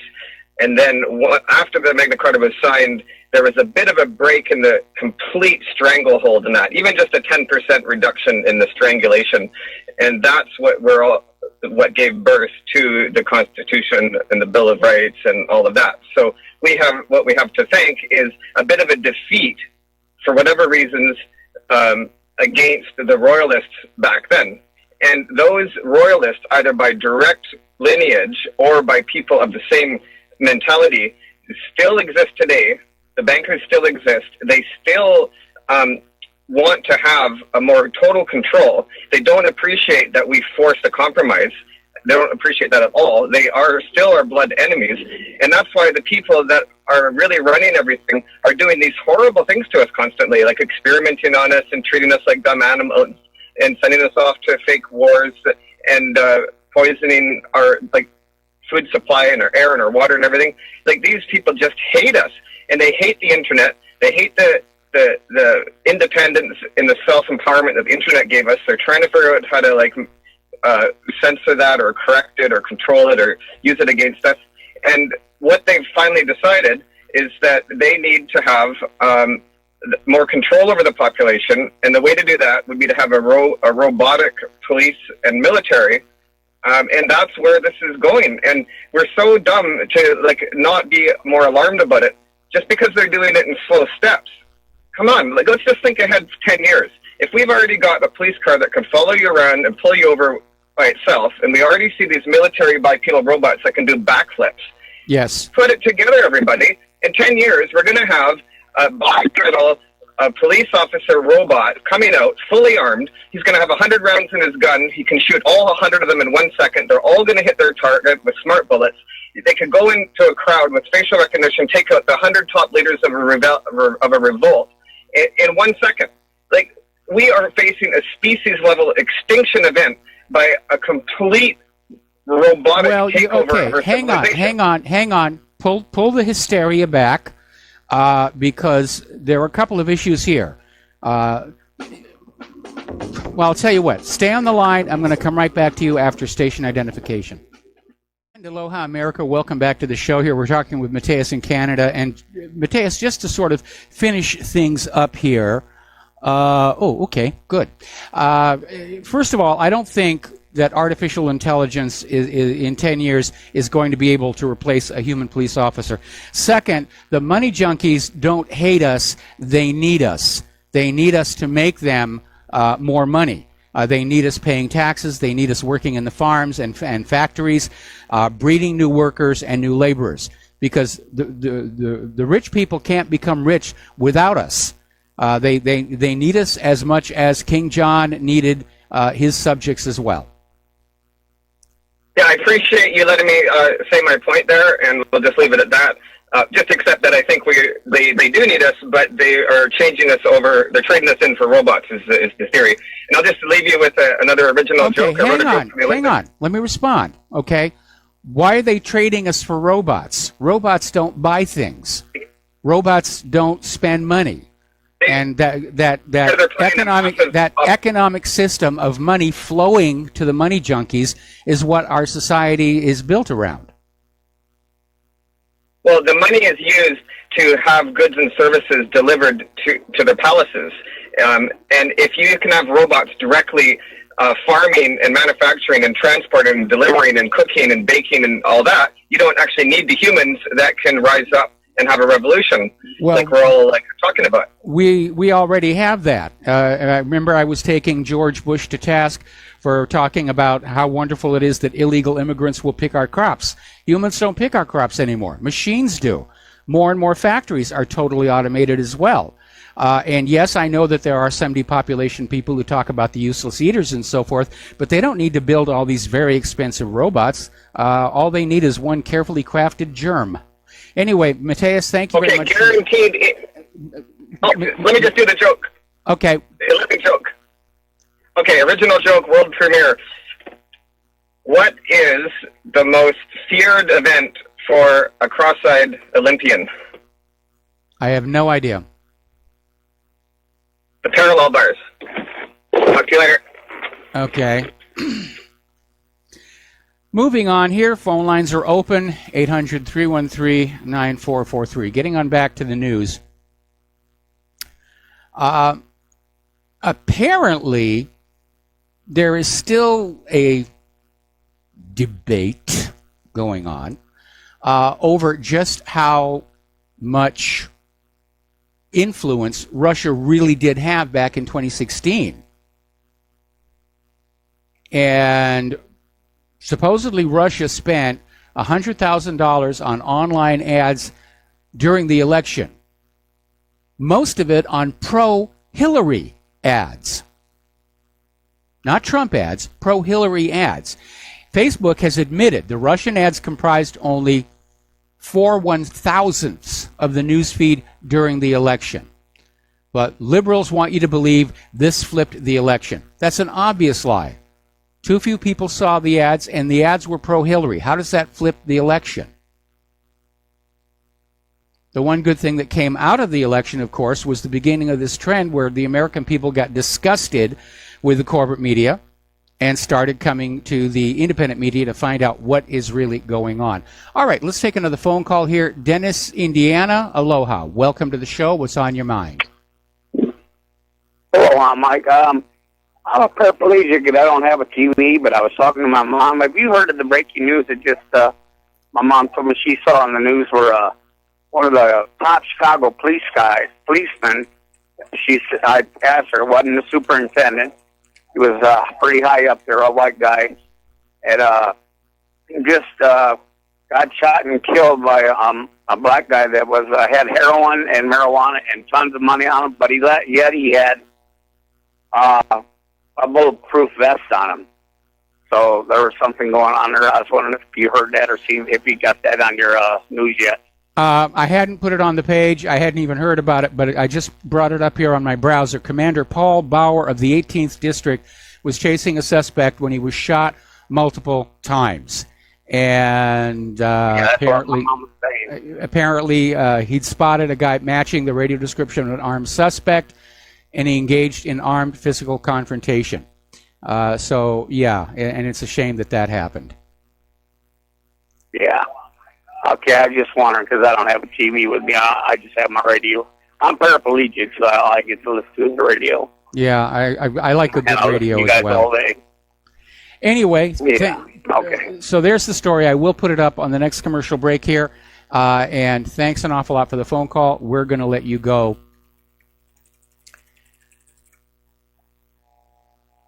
I'm looking at the TV feed from this Florida shooting. For the last 15 minutes, all they've been covering is the fact that they're transporting the suspect from the hospital to wherever he's going to be arrested and arraigned, including the aerial helicopter shot, shades of O.J. Simpson. This is being fanned up. This isn't news reporting. This is a show. It's a pageant. This feels like another Sandy Hook. All right, we're going to do a shout-out now to our on-air affiliates who are just now rejoining our network here. We're talking about computers here right now. And there was an interesting little article that came on out from Zero Hedge about how your Facebook data is just creepy as all heck. And Facebook now allows you to download your profile, statuses, messages, friends, pokes, photos, videos, comments, and events in a gigantic zip file. And here is the part that makes it creepy. There's no expiration date on any of it. Everything you have ever done on Facebook since the day you signed up is being saved by Facebook. Now, I'm sure part of what they're doing with it is selling it to marketing people. But it is a little upsetting, I think, to those of us who value our privacy. And it's one of the reasons why I don't use Facebook much anymore. Now, if you're in Germany, you don't have to worry about that, because apparently a German court has ruled that Facebook's use of user personal data is illegal because Facebook did not sufficiently secure consent from users. And the Federation of German Consumer Organizations, that Facebook's terms of service and its default user settings breached consumer law. So there's a pushback there for our privacy. Okay, we were talking about food stamps, arguing back and forth about whether Trump's plan to replace food stamps with food boxes might be a good idea or not. And somebody sent me in this story where basically soft drinks are the #1 purchase by food stamp recipients. And apparently one grocery chain reported $357 million of soft drink sales by food stamp recipients. So it may not be abusive, but it's not necessarily healthy, is it? Scientists are warning now, prepare for a mini ice age as the sun cools. This is coming out of shtfplan.com. Gee, I wish they would make up their minds. Back in the 70s, coming ice age. 90s, it's getting warmer. Now we're 2018. We're back to screaming about an ice age. They don't really know what they're talking about. Anyway, basically, the latest word is that they understand. We're going into a new Maunder minimum. And that's going to bring a new mini ice age. And they're using the word mini because it's obviously not as severe as the Great Ice Ages, but it's still going to be a problem for the northern latitudes. Of course, the people of London might bring back the ice fairs. Back during the last mini ice age, during winter, the Thames would freeze over. It would freeze solid. And they would go on out and set up booths and have food and drink and festivals and puppets, and that was the winter fair. So we may be back to that as well. Now, there is a downside, unfortunately, and that is that we're already seeing cooling around the world. We've been seeing cooling for a couple of years, actually more than a couple, going back almost 10 years. And even though people like Al Gore deny it, farmers are noticing. Their growing seasons are shorter and shorter. Apparently over in Germany, farmers have experienced 42% less crop in fruit in 2017 compared to 2016. And according to the Federal Statistical Office, all crops are affected by drastic losses due to the extreme cold. Apparently, they had strong night frosts from the end of April. Everything from pears to cherries has been affected. So Al Gore and all of his global warming people, they were lying. They were wrong, absolutely. And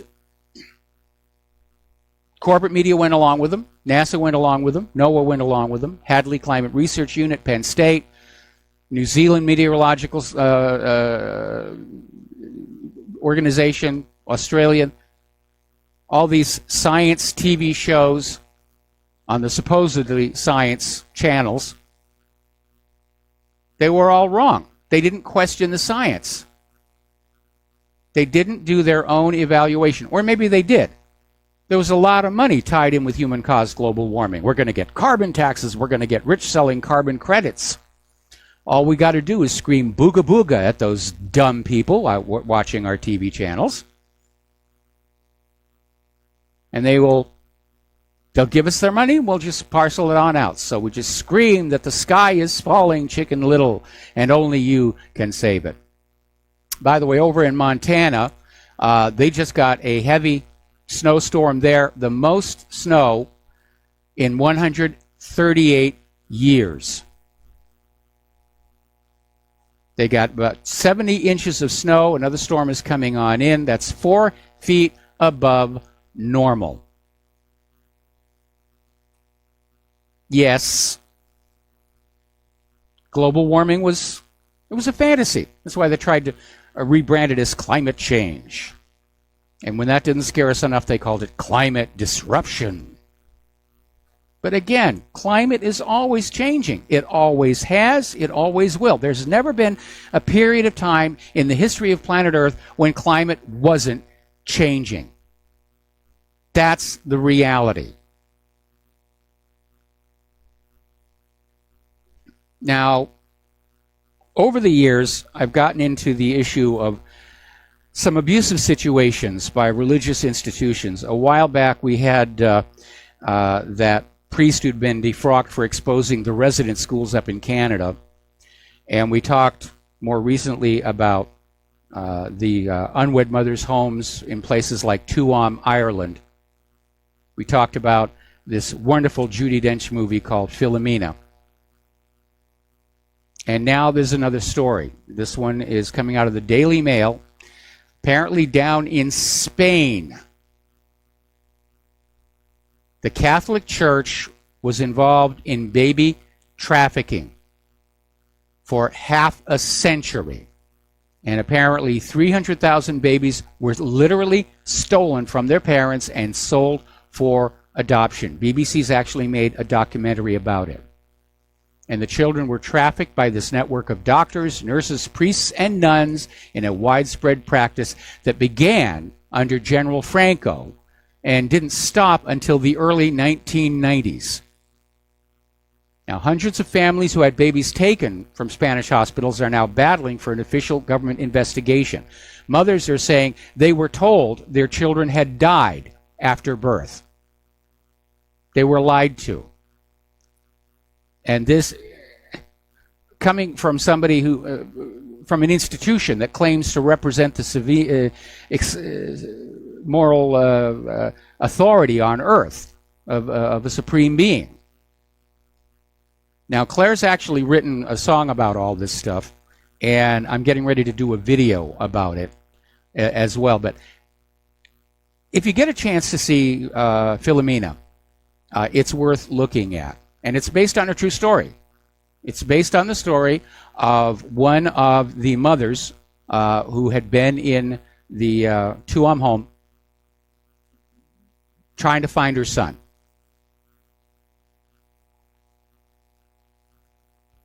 How can you do that to a mother? How can you do that to kids? Apparently, the attitude of the nuns and priests in all of these institutions was, these women are sinners. They don't deserve any care or concern. They're sinners. They have sinned. I think they maybe ought to lighten up. That's a terrible, terrible thing. Okay. Let's get some callers in here, 800-313-9443, and get some discussions going. As you know, we had the supermoon, blue moon, lunar eclipse 2 weeks ago. And generally when you get a lunar eclipse, there's an associated solar eclipse. And as a matter of fact, that one is due to happen tomorrow. Unfortunately, this one is only going to be visible from Australia, Antarctica, and the southern tip of South America. Now, there's going to be another solar eclipse on August 11th, and that one comes over the North Pole, Northern Europe. So here in America, we're not going to see it. Now, apparently on the sun, despite the fact that it is cooling down and seems to be going into a quiet mode, there has been an event, and this is a coronal mass ejection. Apparently, it is a big one. It left the sun on the 12th, 2 days ago. It's expected to impact Earth tomorrow, producing a geomagnetic storm. So for you people who are in the really polar latitudes, you might see some spectacular auroras. And meanwhile, there might be some difficulty with satellite and shortwave communication as well. But the auroras are beautiful. All right, let's get on back here. More information is coming out. The shooter in Florida, 19 years old, Nicholas De Jesus Cruz. And apparently people are looking at his Instagram accounts and other social media.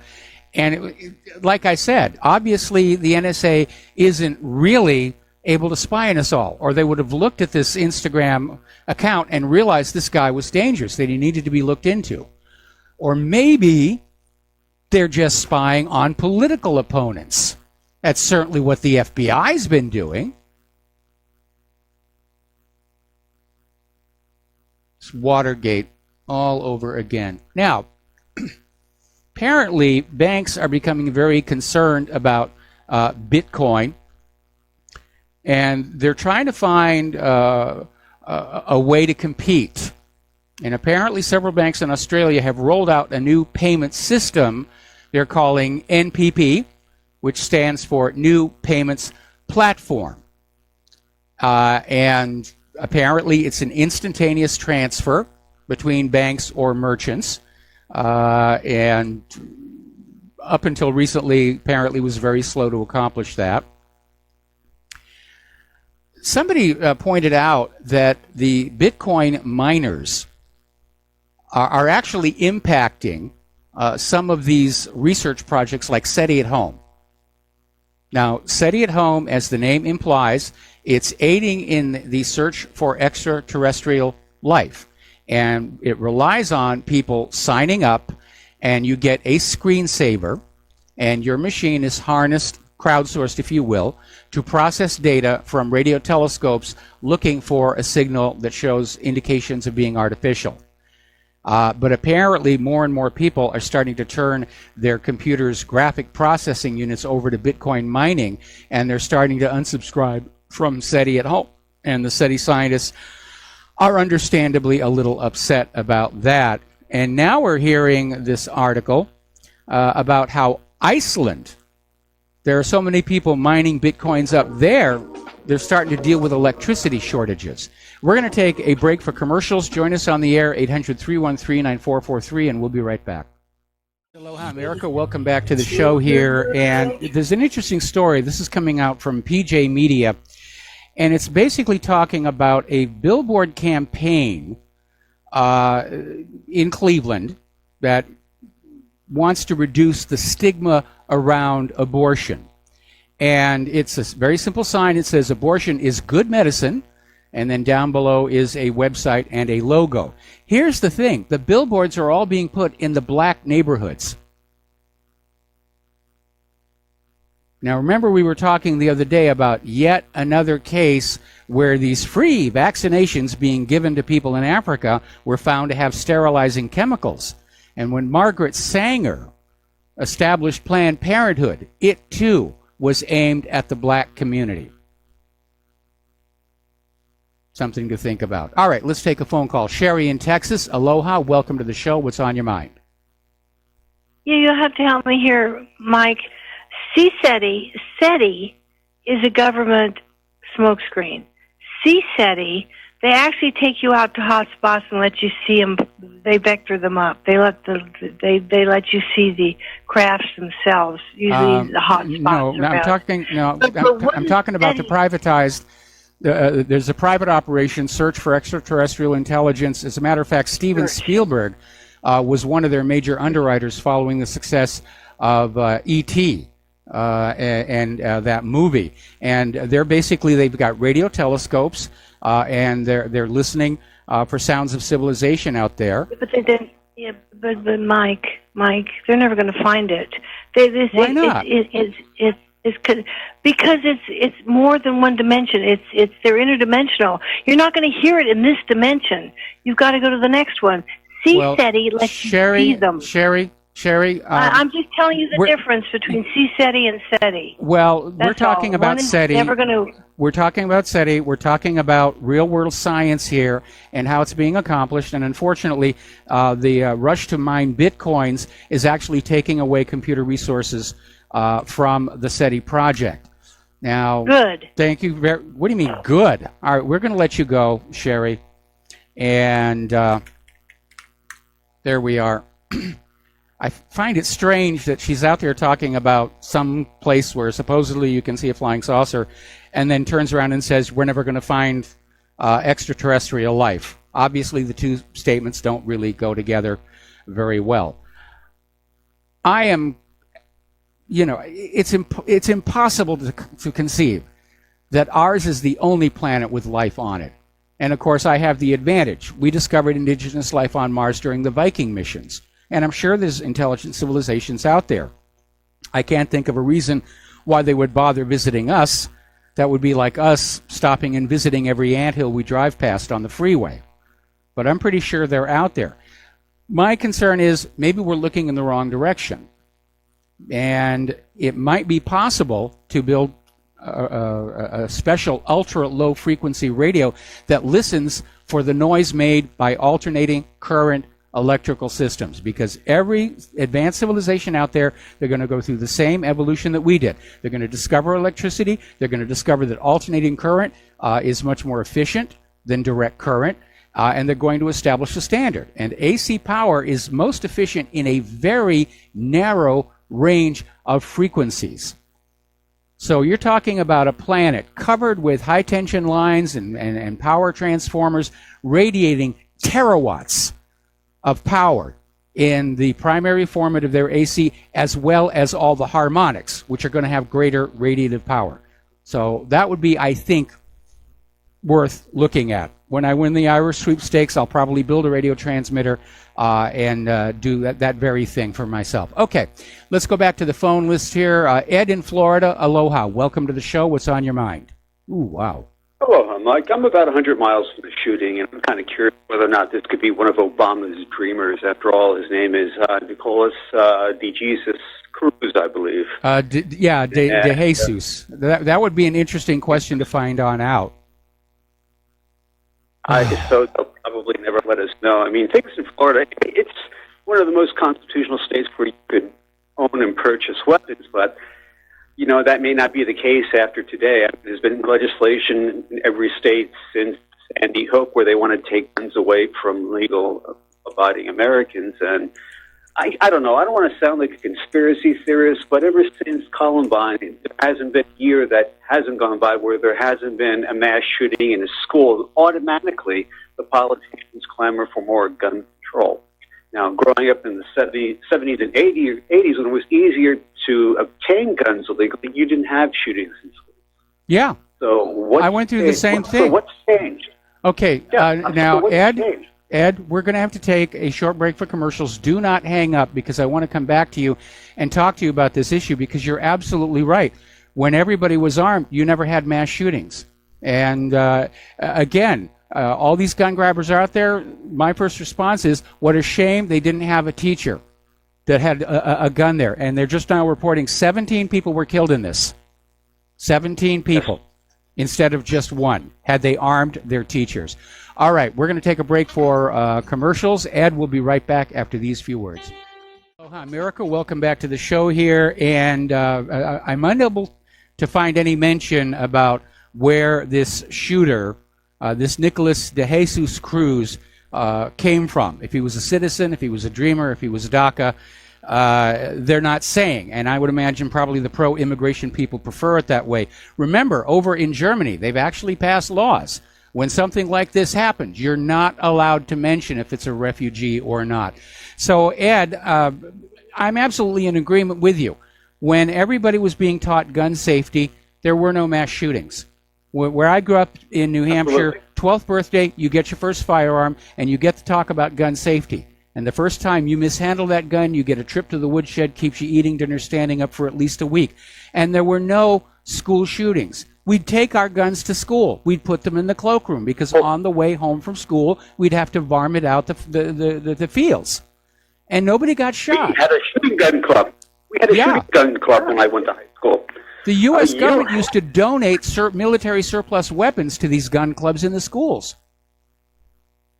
Yeah, the old M1 grant, it happened. I mean, it was a different country back then. I mean, I hate to say we've allowed certain politicians with dual citizenships to make laws for us, And they want to disarm the American people as the people in Europe are disarmed. Then we're flooded by third world refugees who rape and pillage and eventually take over our cultures and countries. I mean, I'm just going by facts that I can just see happening in Europe. It's just a matter of time before something tragic happens in this country, Mike, something more than just a school shooting where, like in England, they will ban ownership of all private weapons. You are allowed when it has to remain in a gun club that you only shoot a couple times a week, but you can't take it home. It's just not gun. It's not gun control. I think it goes past that. It's actually confiscation is what they're looking for, because, like I said, in the 70s, 80s, early 90s, you didn't have this up until Columbine. After that, it's been every year. 17 so far this year, according to some congressman I was watching in C-SPAN. Oh, yeah, they're already pounding on this as hard as they can. You know, got to be a gun ban, got to be a gun ban. No, give everybody a gun, teach them gun safety. The other problem that we're dealing with, of course, is the fact that starting in the 1990s, the single-income family went extinct. And the feminists got women out of the home, out of the household, and into the labor force. And then the tax structure was changed to lock them there. And so as a result, kids are being raised without any parental guidance regarding morality or the right way to behave. What they're learning is what they see on TV and movies. And TV and movies are all about bang, bang, bang, bang. We're gonna shoot up everything and ask questions later. And then the hypocrisy of all these people in Hollywood who've made all this money making these movies about with guns, standing up and saying, "Oh well, you know, guns are a terrible thing." That really is hypocritical. Now, you can watch video games. They're all bang, bang, shoot them up like Grand Theft Auto, the series, Saints Row. I know because my kids played, and no matter how hard I tried to stop them, they would always have a friend who had a friend who had a friend who had a copy of the game. And these games just lead kids to think, well, you know, if I can do it, you know, through a video game, why can't I do it in real life? These minds aren't fully developed, Michael. I agree. And I don't think games like that should be made for anyone under maybe 30, but the kids get their hands on them. And our society has turned from a society where you could walk the streets. Florida used to be an open carry state until '89. Yes. After that, you know, we still have concealed carry, but you've got to be 21 in order to have a pistol. And like you said, if a teacher in the classroom maybe had a pistol, if this truly happened, just like in Columbine or any other school shootings, you wouldn't have these mass shootings because people would know better. You wouldn't know whether or not your teacher had a 45 or a 38 hip, class to his hip, or even better yet, open carry. They always say an open carry society is a very nice, polite society. I would be in favor of open carry because it's going to send a message. You know, you will be shot at if you come in here with guns blazing away. And here's what's really interesting or alarming. We already talked about the fact that this guy's Instagram page has all these pictures of him with these throwing knives and guns, and I don't know if they're airsoft or if it's the gun that he actually used. But apparently a teacher at the school said that Cruz had been identified as a potential threat to fellow students. Apparently he was routinely threatening other students, and he was basically kicked off the campus. So, again, there were warning signs, and people just weren't paying attention. Michael, either that, they were hoping this kid would just go up. And I mean, I don't believe in conspiracies all the time, but yet when you look at the type of people who have committed these so-called mass murders, like the Joker killer from Aurora shooting back in 2011. I mean, whatever happened to him? He was a young guy working on his master's degree. Suddenly, he drops out of college. Where the hell do you get that kind of money, Michael? $12,000 to buy the type of ammunition. A lot of it you can't buy unless you're in the military. Yeah, I mean, here's the thing. Here's the thing. Okay, a gun ban will never stop the bad people. It's only going to disarm the law-abiding citizen. Bad people can always get guns. You can build guns. I know. I did it as a hobby when I was a kid. Black powder firearms. And if you're the only one with a gun, even a black powder gun can be very effective. So you're not going to disarm the bad people. So gun control is really people control. In fact, I would say that anti-gun is pro-crime, because every time you ban guns from the population, crime goes right through the roof. And when you realize that we've got a criminal government in Washington, D.C., it does sort of make sense that they want to basically declare open season on law-abiding American people for other criminals to come in and harvest our wealth. Anyway, Ed, thank you very much for the phone call. We're going to let you go. We've got a bunch of other people waiting on the phone line, and we're going to start with Francis in Idaho. Aloha, Francis. Welcome to the show. What's on your mind? Yes, sir. You talked about Philomena. I did see that. That was quite excellent. Yes. Very well done. Yes. I love everything Judi Dench does. She's just amazing. And another thing, you were talking about organ donors. Did you see the Independent Never Let Me Go? Did I see what? Did you see the independent film Never Let Me Go? No, I didn't. Oh, you've got to watch that. Would you please make a note right now on paper to watch that? Yeah, actually, go ahead and yes. Okay. I'm sorry. I'm communicating with our control room here. So yeah. Okay, it's really excellent. And Alice Springs comes to mind when I watch that movie, but I watch it over and over. It's got Keira Knightley in it. Okay. If you think you don't want to watch it, just pull her up, her IBN or whatever it is, and make your judgment from there. But it's also got that other good Brit actress in there. Can't think of her name. Short little blonde, really making good headway. Okay. It's not a true story like your film was, but it's just a what if. And it's set in the late 50s, early 60s, and you were talking about all these babies that were adopted out in real time in Ireland or whatever you said earlier. I was doing things too. Anyway, please watch the movie, and I'll call you on it in a month or two, man. I will try and hunt that down. Thank you very much for the phone call. We're going to switch over to Francis in North Carolina. Aloha, Francis. Welcome to the show. What's on your mind? Hello, aloha to you both. Aloha. Obviously, the thing in Lakeland, Florida, is really starting to heat up, or whatever the case is. But from what I've seen of the initial article about that, there's a couple of things that don't add up, and I have to agree that it's like another Sandy Hokie. And I'm wondering if Helsvig, who happens to reside in Florida, is going to be kind of keying in or examining what's going on with that fiasco, if he's even allowed near that area. One, I'm trying to figure out why, whenever they have a bunch of students come out, whether it's a drill or fire drill or whatever, why do they have them having their hands up in the air or behind their head as though they are themselves criminals? I don't get that part. I don't either. I think it's the police are trying to make sure that there isn't an additional shooter hiding among the students. And so, yeah, the kids are told to put their hands up, and they're being treated like criminals. And it's a traumatic thing to put them through.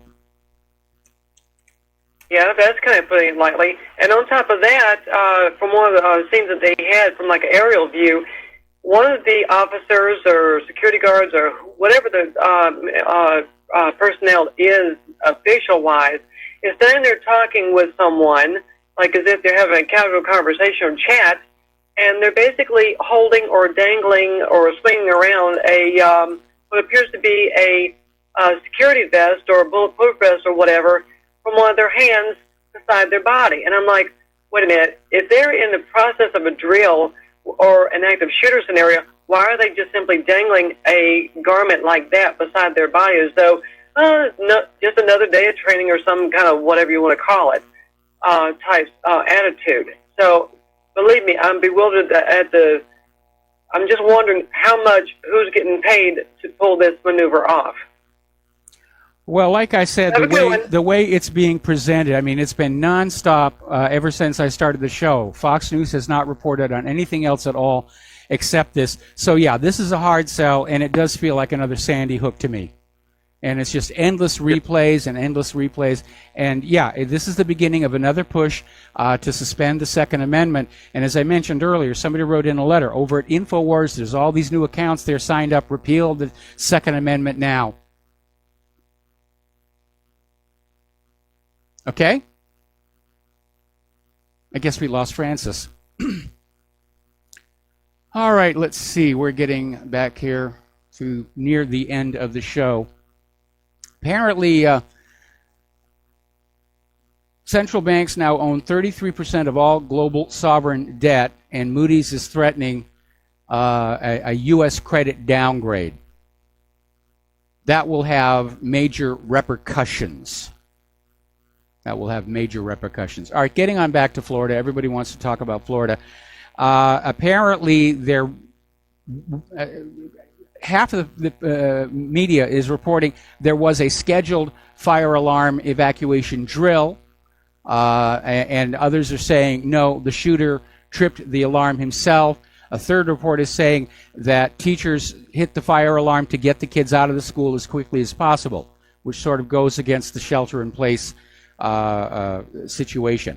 I was looking for any possible gang affiliations that this shooter might have, because we know there's a lot of friction between different gangs and refugees and immigrants down there in Florida.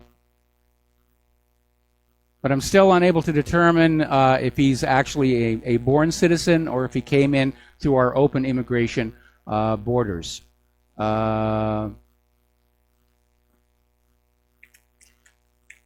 Okay, there we are. All right, moving on here. Let's see. 17 dead. That's terrible. That is absolutely tragic. But again, the way they're just pounding on this and harping on it, it feels like another Sandy Hook. It's another gun grabber staged event. And, you know, it's funny. For all the gun grabbers saying that they're against gun violence, it looks like they're willing to just kill as many people as it takes to stampede us all into surrendering our weapons and our freedom. All righty. Before I forget to mention it, John Stadmiller will have Cody Snodgrass, a Black Ops whistleblower, as his guest today. And that, of course, starts immediately as soon as my show is over. We're going to go back to the phones here. Jeff in Georgia. Aloha. Welcome to the show. What's on your mind? Michael, how you doing? I was calling about that massacre. You're mentioning carrying guns and all that. You know, all that's well and good, but Michael, we have to employ these young people. You know, I've called in before about that. We have to overthrow that banking system and use that capital to employ these young people. When you were young and I was young, you know, jobs were out there. You know, we were occupied. Yes. That no longer exists. You got these young people that are idle, and you know, arming the country is not going to change the system. The system has to change. You have to end the welfare system and create jobs, and you have to overthrow the banking system. Well, hang on a second. I want to back up here a little bit. You're absolutely right. When we were young, there were jobs out there. And when we were in school, we knew we had to study because there would be a job out there. But these young people are in school and they're looking at the economy and they already know there's no job out there for them. And so they don't have the incentive to study hard. That, again, combined with the fact that there's very little parental nurturing because both parents are now working, sometimes 2 or 3 jobs.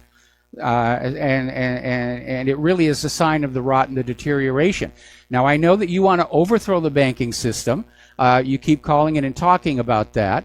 But again, my position is I don't feel this country is ready for violence in the streets. And I don't want to see it happen.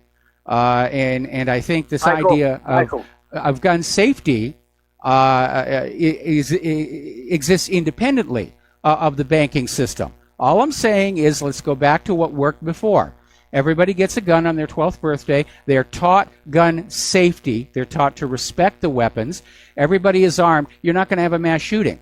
The Jesus Cruz walked into that school knowing that there was nobody there who was going to shoot back at him.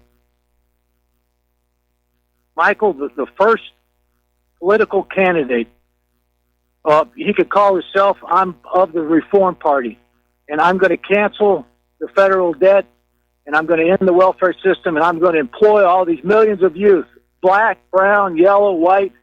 You know, he's going to revolutionize the political system. We're here now. Employ them as what?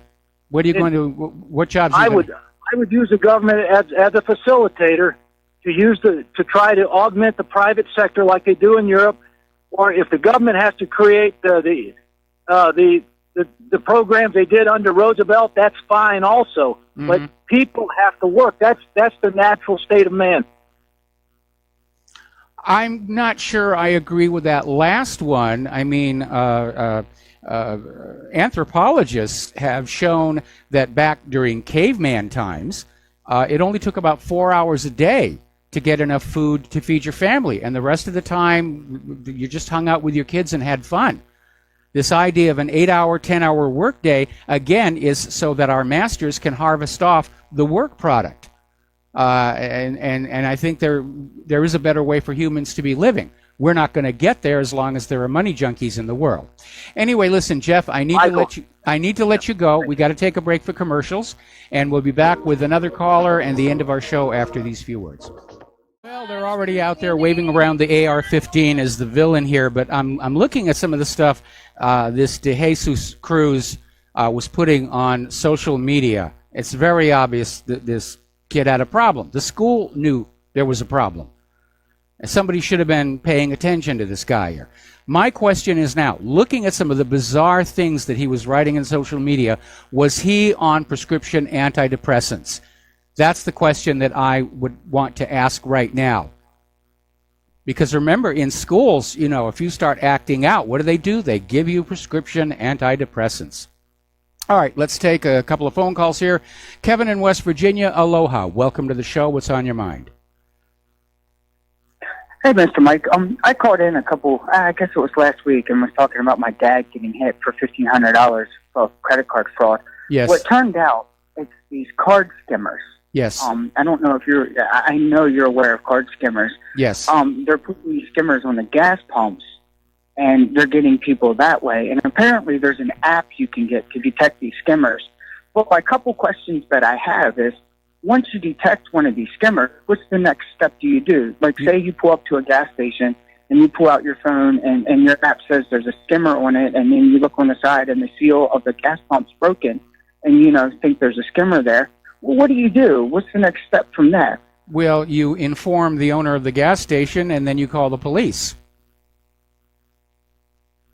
Okay. I was just curious, is there something we can do to catch these? Is this a countrywide phenomenon that's going around? It's actually global now. It's global now. And the First Hawaiian Bank, though, they've come up with a design for the automated teller machine where the slot where you put the card is this whole curly-Q, curved, clear, green plastic so you can see through it. And verify that there is no skimmer. It's a very, very, very clever design. Anyway, listen, Kevin, we're going to let you go, and I'm going to try and jam one final call in here from Will in Cincinnati. Aloha, Will. Welcome to the show. What's on your mind? Hey, Mike. Good to talk to you. Quick comment about the shooting today. I heard Sean Hannity reported that he did just a one-line mention. He said, apparently there was a drill there earlier today. I was listening in the radio in my truck, and I was just like, oh, God, here we go again. And also a lot was said about the FBI being there. Yes. I mean, almost immediately. And isn't that, Mike, a situation, does something have to cross state lines, or do they just automatically show up, or how does that go? Well, yeah, technically, the local police can call in the FBI, or the FBI can come on in and say, you're going to call us in. But the fact that the FBI is there is one reason why I think this may be another one of these gun grabber false flag shootings, because the police knew who the suspect was. They had him arrested. They had him in the hospital. Now he's in the sheriff's lockup. There was no need for the FBI to be there unless the FBI is there to try and sanitize the scene and get rid of any evidence that says this shooting is as phony as the one that was at the Mandalay Bay or Sandy Hook or Columbine or any of these other gun grabber theatrical presentations that we've had to live through and die through. Okay. Another weird thing. Will, I got to let you go. Yeah, we're out of time. I'm absolutely sorry here. Thank you very much for the phone call. Stay tuned for John Stodmiller. Again, he's got Cody Snodgrass as a guest. Please take what you learn here, share it with everybody. And again, anything that you can do to help Republic Broadcasting and whatreallyhappened.com, we're really in a tremendous state of need right now. We'll be back tomorrow. Aloha, America.